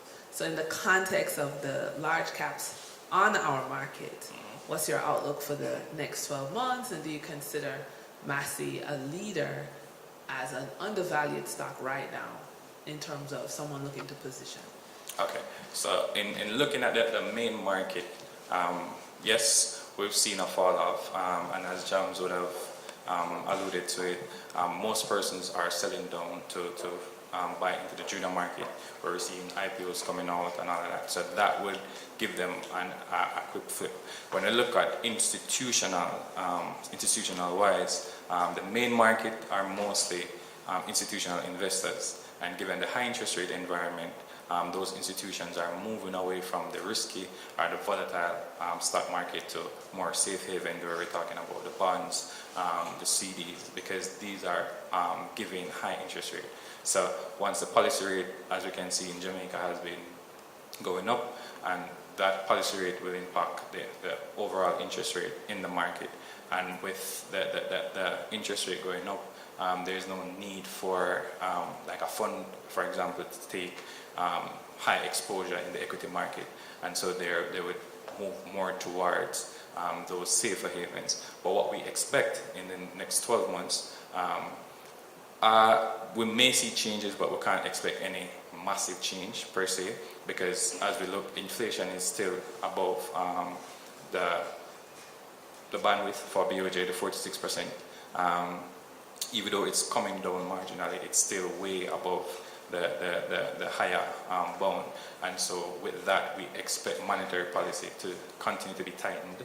And with the tightening monetary policy, or put it this way, the high interest rate, we do expect institutional investors to shy away from the stock market in the short term. However, looking past a year or 2 years from now, we do expect to see a more accommodative monetary policy, which means that interest rates should start to see interest rate going down as inflation is going down, and then that will benefit the main market.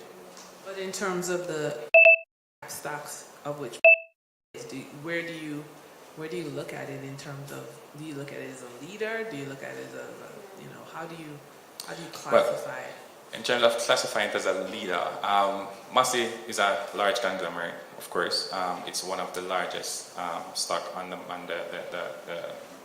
the JSE, hence why it was we had the stock split. Because when I look at a stock going for $2,500, you can imagine the trading that will take place, because of when persons will more, as Jamil would say, persons more to buy the $1 stock than to buy the $2,500 stock, because in their head it's easy for $1 to turn into $2 than for $2,500 to turn into $5,000. So on that basis, however, yes, it's a leading. Even though it has just been cross-listed, it is considered as a blue chip in Jamaica. It's one of the leading stocks, highly undervalued. And so, yes, we do expect it to fare well. Oh, last question, just coming back to their energy questions. So, my understanding, and please, I came late, so correct me if I'm wrong, Massey is not affected by the Ukraine issue because they've gone to Colombia and Guyana. Is that correct? I don't think it's smart to say they're not affected, because everyone has been affected by the Ukraine, the Russia-Ukraine war. But how Massey is benefiting from that is that it is within the energy sector.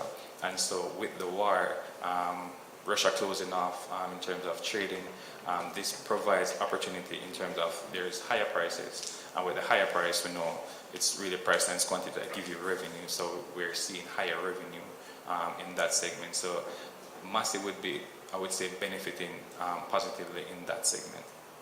Thank you. You're welcome.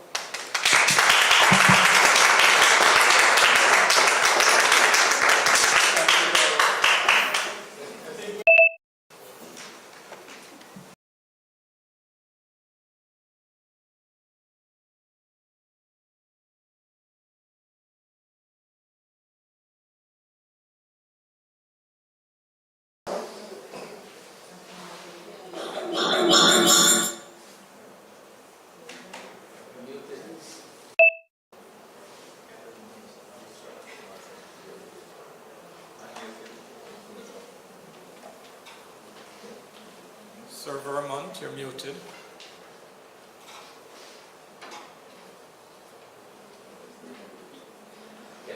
Sir?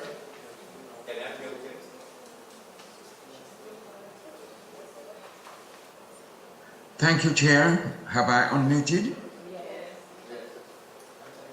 Hi, hello. Yes, you are. Hello. Yes, we are hearing you. Hello. Have I unmuted? I think I have unmuted. Yes, we are hearing you. Oh, my Lord. Sir Vermont, we are hearing you. You are on mute. Go ahead with your question.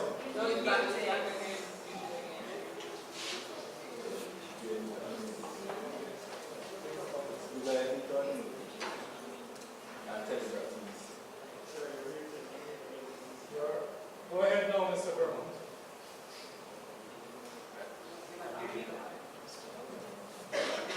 Hello, hello. Am I on? Yes, you are. Can you hear me?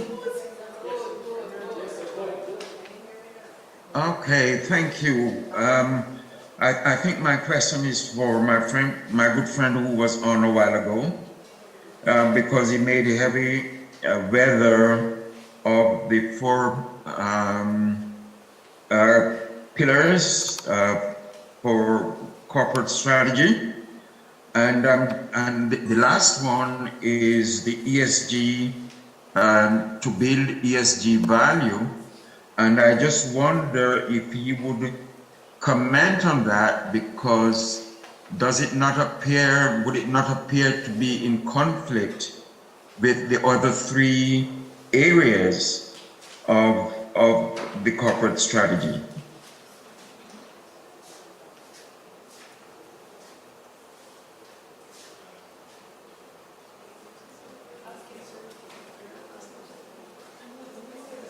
Was my question not heard?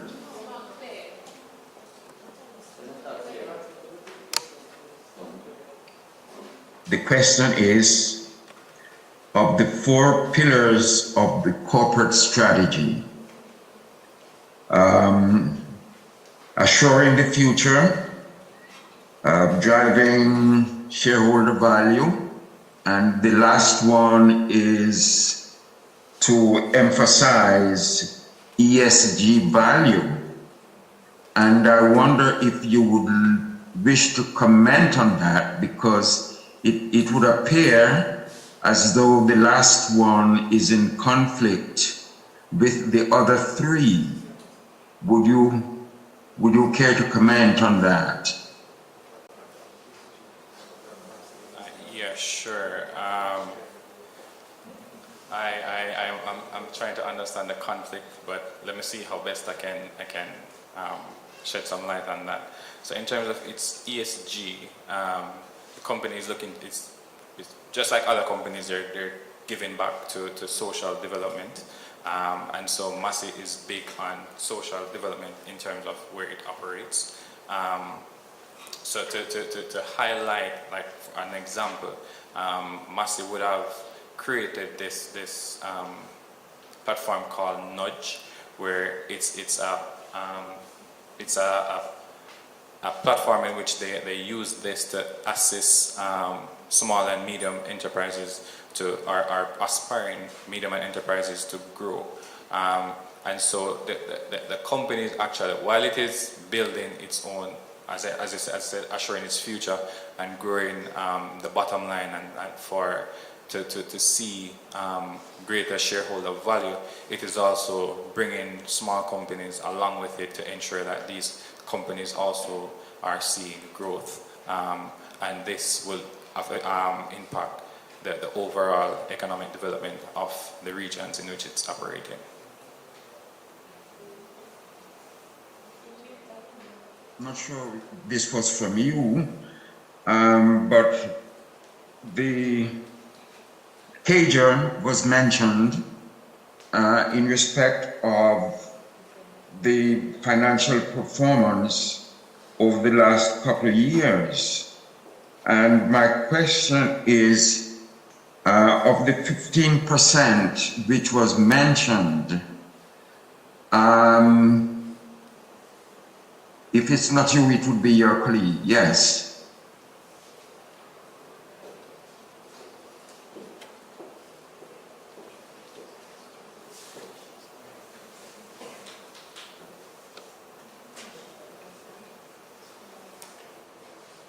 15% compare with Massey's competitors here in the Jamaican market.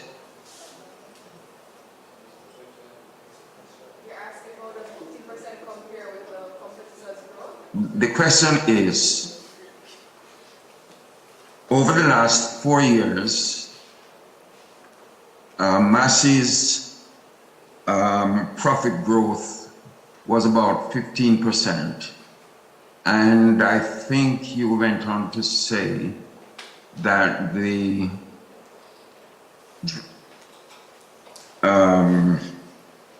you went on to say that something else was about 5% or 10%, and so the overall growth would have been in the region of 19.5%. And my question was, how does this compare with Massey's competitors here in the Jamaican market? So that 19.5% was the total return from potential return that investors could get if they were to purchase the stock, as it is as at yesterday at $85, and the return they could make by investing in it, because the fair value is $98.98. So the capital gains plus the dividend yield, which is 3.9%, would have amounted to that 19.5%. How does it compare? I would have to do a valuation of the other companies to assess how does that total return compare to others. But what I can say is that in itself, that is good value relative to the required return that investors would demand for investing in Massey, which is 12.8%. And their dividend yield, which is 3.9%, it compares favorably relative to the peers, with the peers being between 1 to 2% in terms of dividend yield. So it does offer a higher dividend yield, and it does offer return, especially in this environment where stability is required in terms of dividend payments to support your income streams, as well as the overall capital gains that could be made. So you would say it's in a competitive position? Yes, it has an attractive value. Yes, yes. Thank you very much.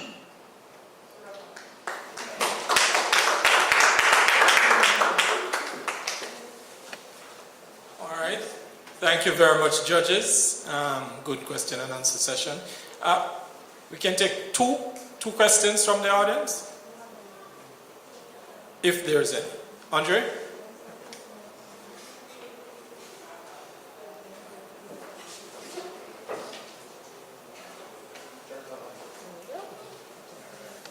Good presentation, you guys. Probably you can collaborate on this answer.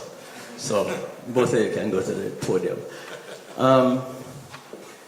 You both indicated that the company divested some quote-unquote non-core assets to reinvest in core business. Has any analysis been done on whoever bought those assets, how those companies, how those assets are performing now versus Massey's reinvestment in their own business? Who fared better? What you're trying to do here is determine the quality of the strategic decisions of the Massey team. Well, I can't say that that comparison has been done, but looking at it from Massey's perspective in terms of deciding to divest those non-core areas, it was because they were yielding return below what the capital investments in those areas were. So from that standpoint, then it would have been beneficial to them to remove underperforming units from their overall portfolio. In terms of where some of the divested portfolios have gone, I mean, I know one would have gone to PBS. Massey Technology would have been bought by PBS Technology, that subsidiary of the Massey Group, and it is yielding benefits to PBS in terms of diversifying, or rather broadening its market base and its reach in terms of technology, and the usage of it, especially within Guyana and the oil and gas sector. It's being invested or used to benefit that sector, which is going to drive revenues for PBS in that regard. But for Massey, it was an underperforming unit, or all the others are underperforming relative to their overall capital requirement in terms of return. So it would be a good investment, or divestment rather, for Massey, since it was underperforming. I think Jam said it all. Yeah, I'll just detail it. Because how you can look at it is that what the famous saying that said, what's trash for you is treasure for me. So what Massey is disposing of, because it's costing the business, will be something that will benefit another company. And so while it is disposing of those assets, you're seeing that it's also acquiring other assets, because at the end of the day, it has to operate on what's best for the company. And so the board of directors are doing a great job in terms of deciding what to dispose of, what to focus on in terms of growing the company.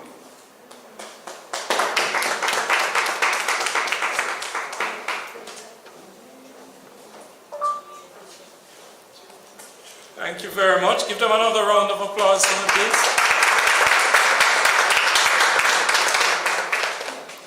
Really great presentations, and the way they handled the questions, the answers, very fluent.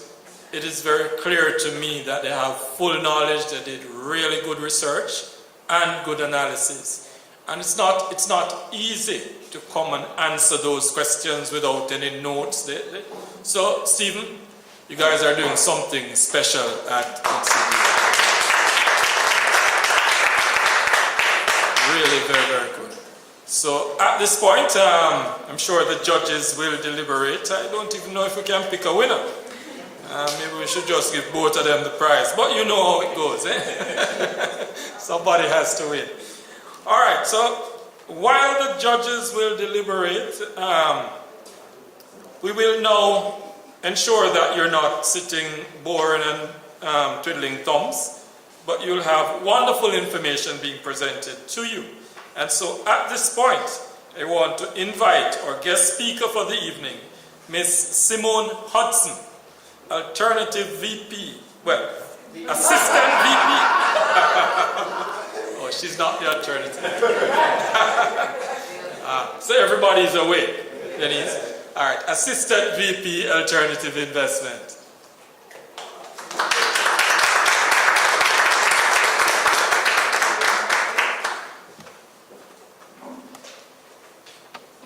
Thank you, Master of Ceremonies. I must say that I am very happy that I'm not competing, because these competitors are top-notch, right? But all protocols observed, good afternoon, ladies and gentlemen. I am very honored to be here with you on this very prestigious occasion where sharp and brilliant minds are being recognized for their display of analytical rigor, technical competence, and their ability to organize and present all of that into useful information that is important for investment decisions. I must admit, I'm feeling a little bit nostalgic, but I'm still glad that I'm not competing. And it's a bit of a deja vu, because not too long ago, myself and my colleague from NCB Capital Markets were both finalists in the JSC Market Research Competition. And Anya pointed out that 3 generations of finalists are represented here today and here. And we are all a part of the NCB Financial Group. So NCB Capital Markets have to be good enough, right? Ladies and gentlemen, a lot has changed in over a decade and a half since I sat in the position as a finalist. And I just want to highlight some of those changes. 1, Jamaica has led the region in building out a robust and world-class capital market where funds are seamlessly channeled to develop and expand businesses, and by extension, the local and regional economies. I am extremely proud of the accomplishments that I've been witnessing on the local stock market, including an expansion in the profile of companies raising funding on the JSE. So we now have a very wide representation of most of the types of businesses that operate locally, be it small, medium, and large enterprises. So we have banks, we have gas retailers, we have pharmacies, we have educational platforms, we have manufacturers and retailers of furniture, infrastructure companies, creatives, and e-commerce businesses. We now have Go IPO and other, let me say, digitally enabled solutions that have revolutionized the IPO application process and have shortened the period between application or IPO application and listing. And in case of Go IPO, one can open their investment account online.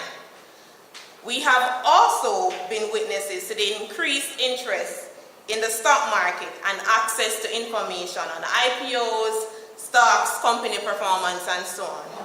Certainly, the use of social media platforms has helped to fill an information void that was certainly evident in my days. And we can all conclude that a lot has changed, and these changes have helped to decentralize investment opportunities for ordinary Jamaicans. Now, while change is necessary for development, it is very important, especially when you're dealing with money, lives, and livelihoods, that we never forget the fundamentals of investment. And that is that fundamental analysis should always form the basis of investment recommendations. And here again is where we have to salute the JSE and recognize the longevity of the market research competition, because I have witnessed firsthand how integral the research function is to the efficiency and stability of the capital market. So any organization or any competition that champions the development of skill sets needed to provide investors with sound advice will always have my support. The investors, whether you have a large portfolio like my friend Kevin over there, or Mr. Curtin or Mr. Vermont, or a small portfolio like mine, we need people who can do bottom-up or top-down analysis, assess the economic landscape, and make a determination of which industries will fare well. We need people who can look at management, their strategy, their track record, and assess their ability to maneuver different economic cycles and curveballs such as COVID. Persons who can read financial statements, make projections, talk about what the performance drivers are, and identify opportunities for growth for various companies are important. And then they make evaluation using fundamental inputs and tell me whether or not I should buy or sell a stock. And we saw a great display of that here today.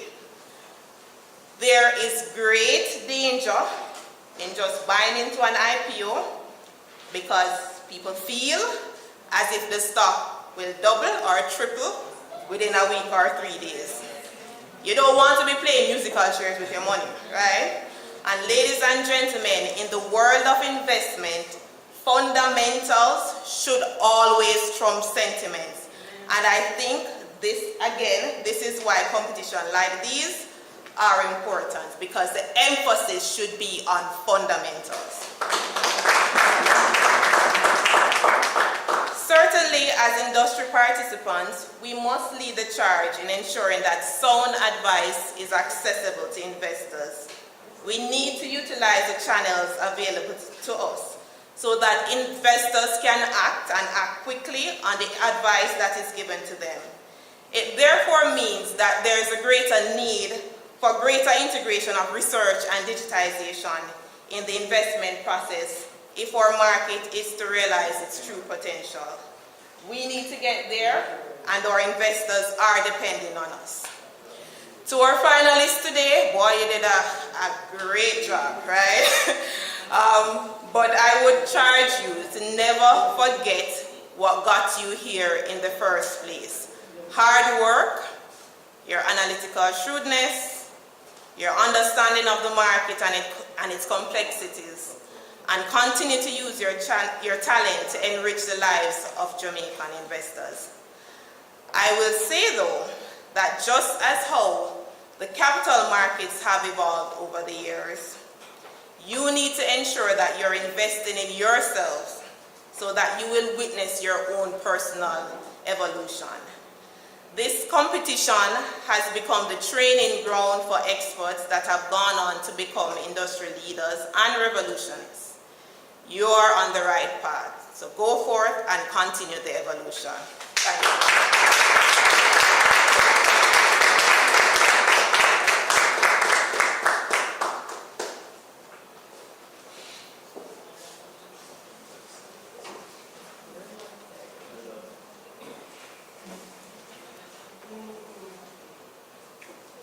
Thank you very much, Madam Assistant VP.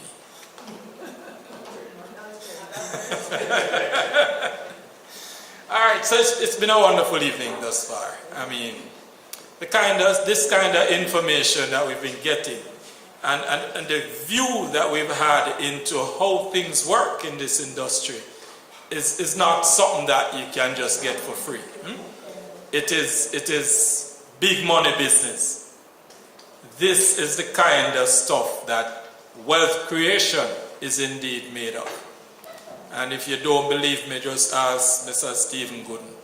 See how him already rich, so him know these things. Alright, so guys, we are now gonna be waiting on the judges. You know, the nervous wait to announce the winners and so on. Denise, you pick a winner yet? Okay, all right. Well, Stephen is a winner. Both of them are from his company. Kevin, you ready? All right, so we're waiting on Neville to come back in. But, ladies and gentlemen, did you enjoy the presentations? Yes. Yes. Very much. Very much. You know, give them another round of applause. You know, I'm happy for a competition like this because many times you go out there and to the ordinary folks, or, you know, people will say, well, I don't invest in the stock market because it's just like gambling. But I don't know. Yes, I hear them say, well, if you play, is what, 16 is young girl or something like that.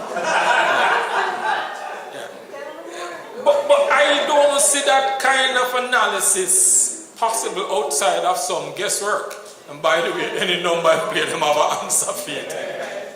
So, but when you look at this, when they've been able to break it down, to show you where the revenues come from, how it is made, when you're able to say, well, you know, based on the kind of money that the owners or stakeholders or shareholders would have invested in this company, this part of the company wasn't making the return that it should have been made.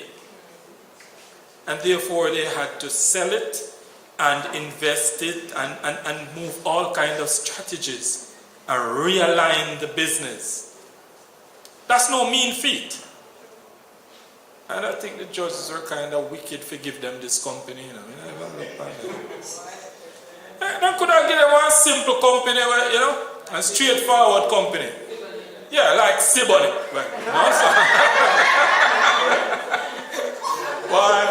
Why the truth is, Siboney might have been harder to do the analysis on.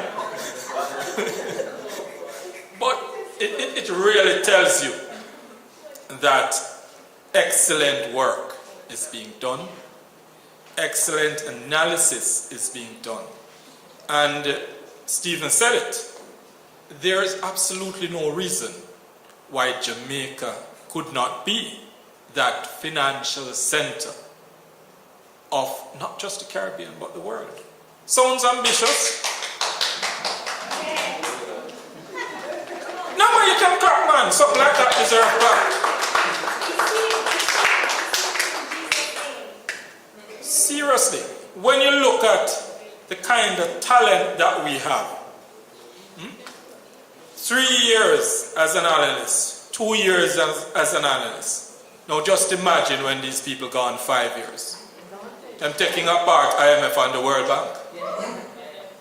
So, I mean, there's no reason why we ought not to be. In terms of a comparative advantage or a competitive advantage in the world, we are there. And that's why we had the #1 performing stock exchange.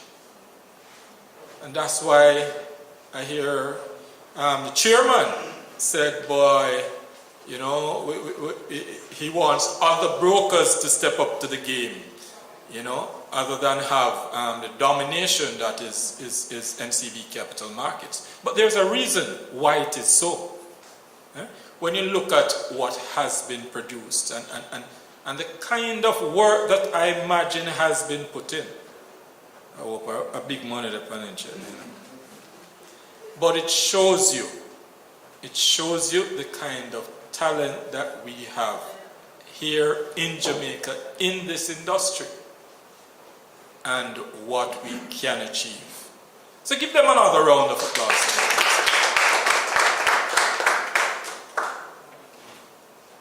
Michael, is the winner you have right down on a little paper there?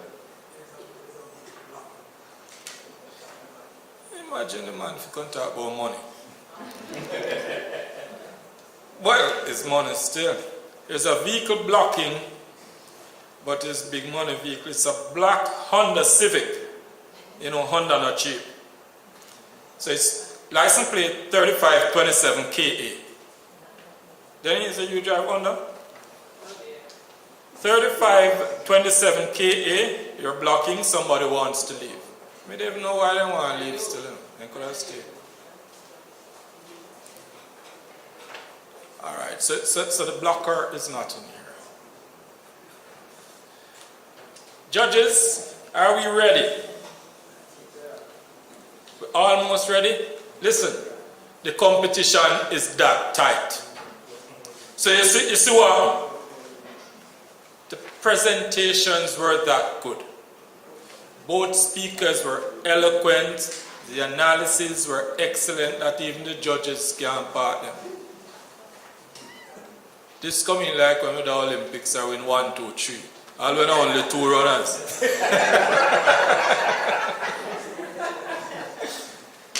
That's how good it is. Can you separate them? Yes. Alright? Yes. So, Mr. Music, you have the nice theme thing there? Drum roll, it's called. Denise is coming to make the grand announcement. This year just seems so exciting. I don't know if it's like the year after COVID or, you know, it's just exciting. Okay, so our winner is... Wait, no? Second place first. Okay. So, second place first, but equally awesome. Nikar.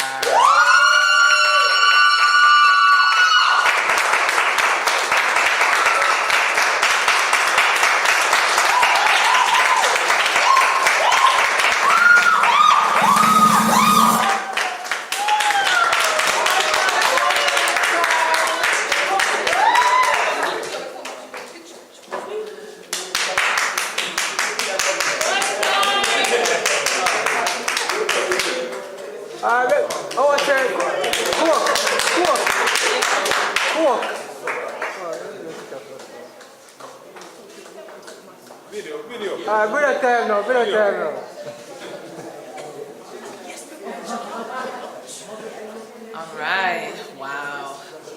Yes. Another round of applause, please. Okay. So then, the winner, Jamila. Yay!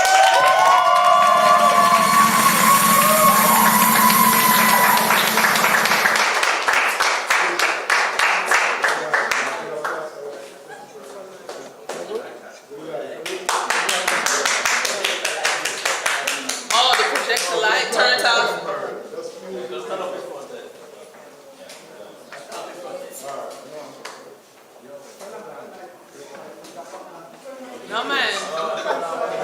Turn on the light, please. Turn on the light. Alright, our turn now, our turn. No more. Oh, video, please. Yes.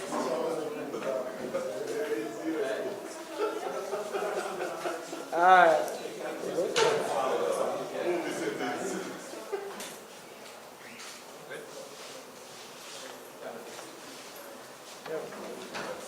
All right, can we have a round of applause for both contestants? Yes. Wait.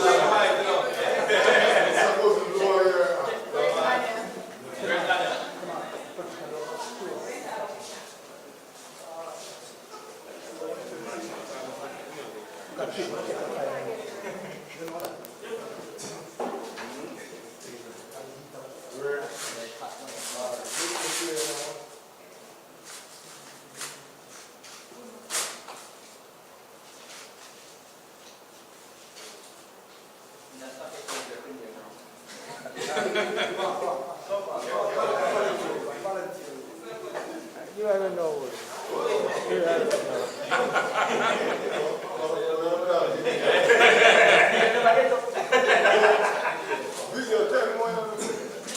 Alright. Alright, go. Yeah, man. Yeah, man, go.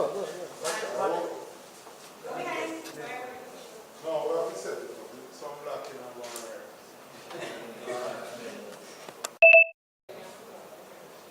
No, bye-bye. You. Kind of. Ah, that's not. Second place, go back. Ah.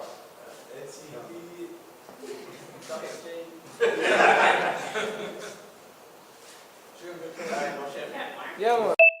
We have the truth in the hand of budgets. Get on. Thank you very much. And the company.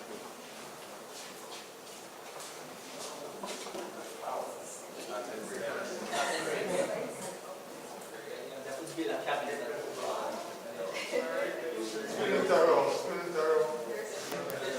No rising. You never know who wins.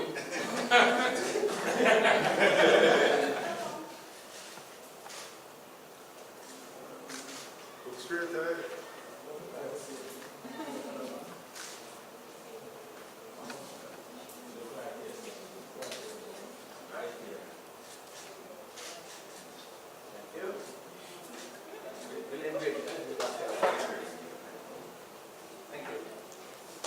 All right.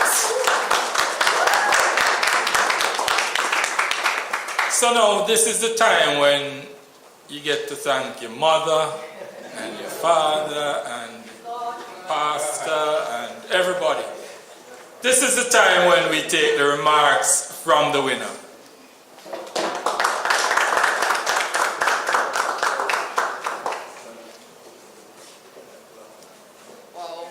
Well, first of all, I am excited to be in the league of the former generations of capital market winners. Yes, so I'm going to first start with capital markets, and then I'll save JC for the last for best. It's the JC competition after all, so I'm going to start with capital markets. First of all, you would have heard that I would have come into capital markets, yes, with an econ background, and so the majority of what I would have learned was on the job through the training from the experts in industry. And so I want to thank NC Capital Markets for the grooming that I would have gotten through working in the research department and just being around all of the brilliant minds in the industry. I would also like to thank my research family who was here supporting. Thank you for the moral support. Thank you for all the various types of support you have provided to me during this journey, from the first analysis to Massey now, and to be here celebrating with you guys. I am truly happy to be able to do that. So thanks for showing up here and supporting. Nicard, it was a formidable match. I know it was a hard decision probably for the judges, so I thank you for putting your best foot forward and making it a competitive match. So ensure that the best is actually being put forth for investors watching and the market watching in general to see the quality that we have to offer as analysts in the industry. So good job, Nicard. Very well done. Very well done. I would also like to thank, of course, my family who's watching. Hi, Mom. And friends that are not here and are watching.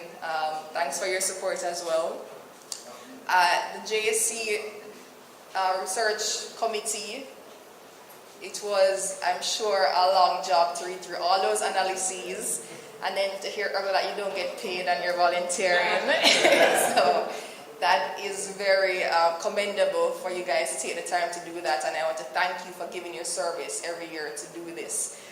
It's definitely not going unnoticed, and it's definitely having an impact. The fact that every year we put out through JSC market research good analysts that are there to advise the investors out there to make the best decisions possible. So thank you for the job well done, and I know that I give you the courage to continue to do it for the years to come. So thanks on that part. I also would like to thank the JSC in general, because this is a very good platform of grooming and developing the best analysts out there for the industry to guide the investors in making their decisions. And so I want to thank you for being the brainchild behind this and for maintaining this for 20 years. I mean, as you said, others have come and tried and they have not continued on. So I thank you for continuing to push to develop the industry, both through widening the capital market in terms of deepening, but also producing the quality analysts that are needed to ensure that that is continuing. I mean, Simon would have alluded to it earlier, with how the market is where investors are just buying a stock and expecting it to double, where that's not always the trend and that's not the best way to go. You have to focus on fundamentals. And with the market widening and short selling going to be started soon and other different assets that are being introduced into the market, then ensuring that there is good education throughout is important so that the best decisions can be made and investors are reaping the returns and not seeing excessive losses from not making well-informed decisions. So thank you for continuing to uphold this competition and providing the platform for future participants that will want to enter to test their skills and to ensure that they are at the best in the industry. So thanks, JC, for that. And I want to urge persons to continue to participate. Those persons who probably did not, weren't successful in the different quarters and you probably were discouraged, please do not be discouraged. Just use it as a stepping stone of learning from whatever mistakes you have made with those analyses and coming back next year again.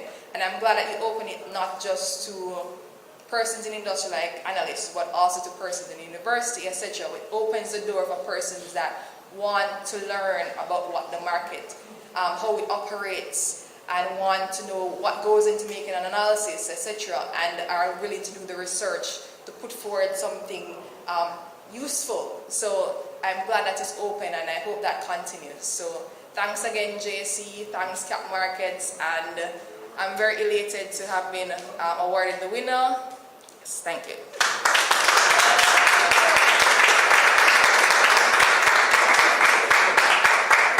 Excellent. She's even magnanimous in her speech, I tell you. All right, Mr. Gooden.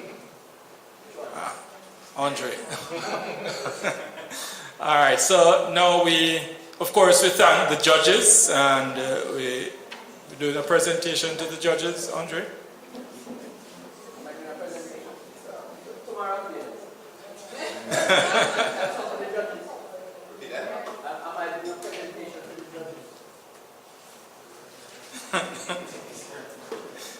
All right, you see, it's not all in vain. Denise, what you said, it's a plane ticket that you wanted? Yeah.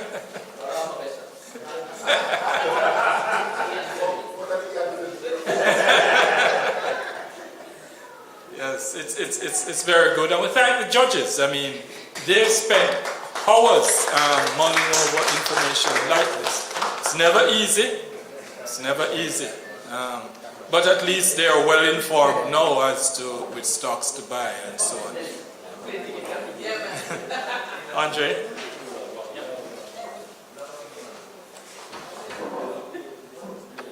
On behalf of the team, I presenting these small tokens of our appreciation for your valuable time being dedicated to this 20th year of this. And I know Denise has been involved for quite a few of those years. So we thank you very much for the effort and stay with us. Thank you very much.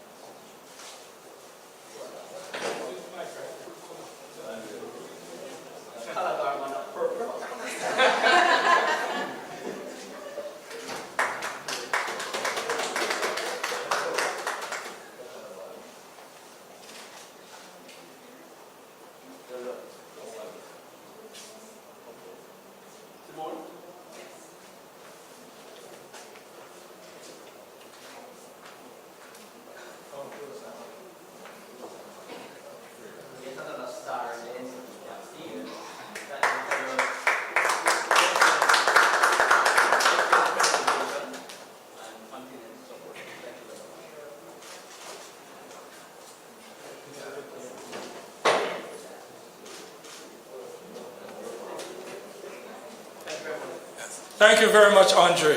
You know, for a moment I was a little bit worried, and the purple bag to the Calabar man is not that bad. I was worried about Neville getting that pink bag.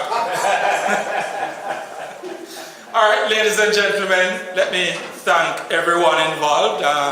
Certainly the Stock Exchange for keeping this competition going. I want to thank the analysts for the time they spent putting the kind of analyses together. NCB CAP for turning out the kind of talent and support they have been to this competition. Let me thank you all for coming.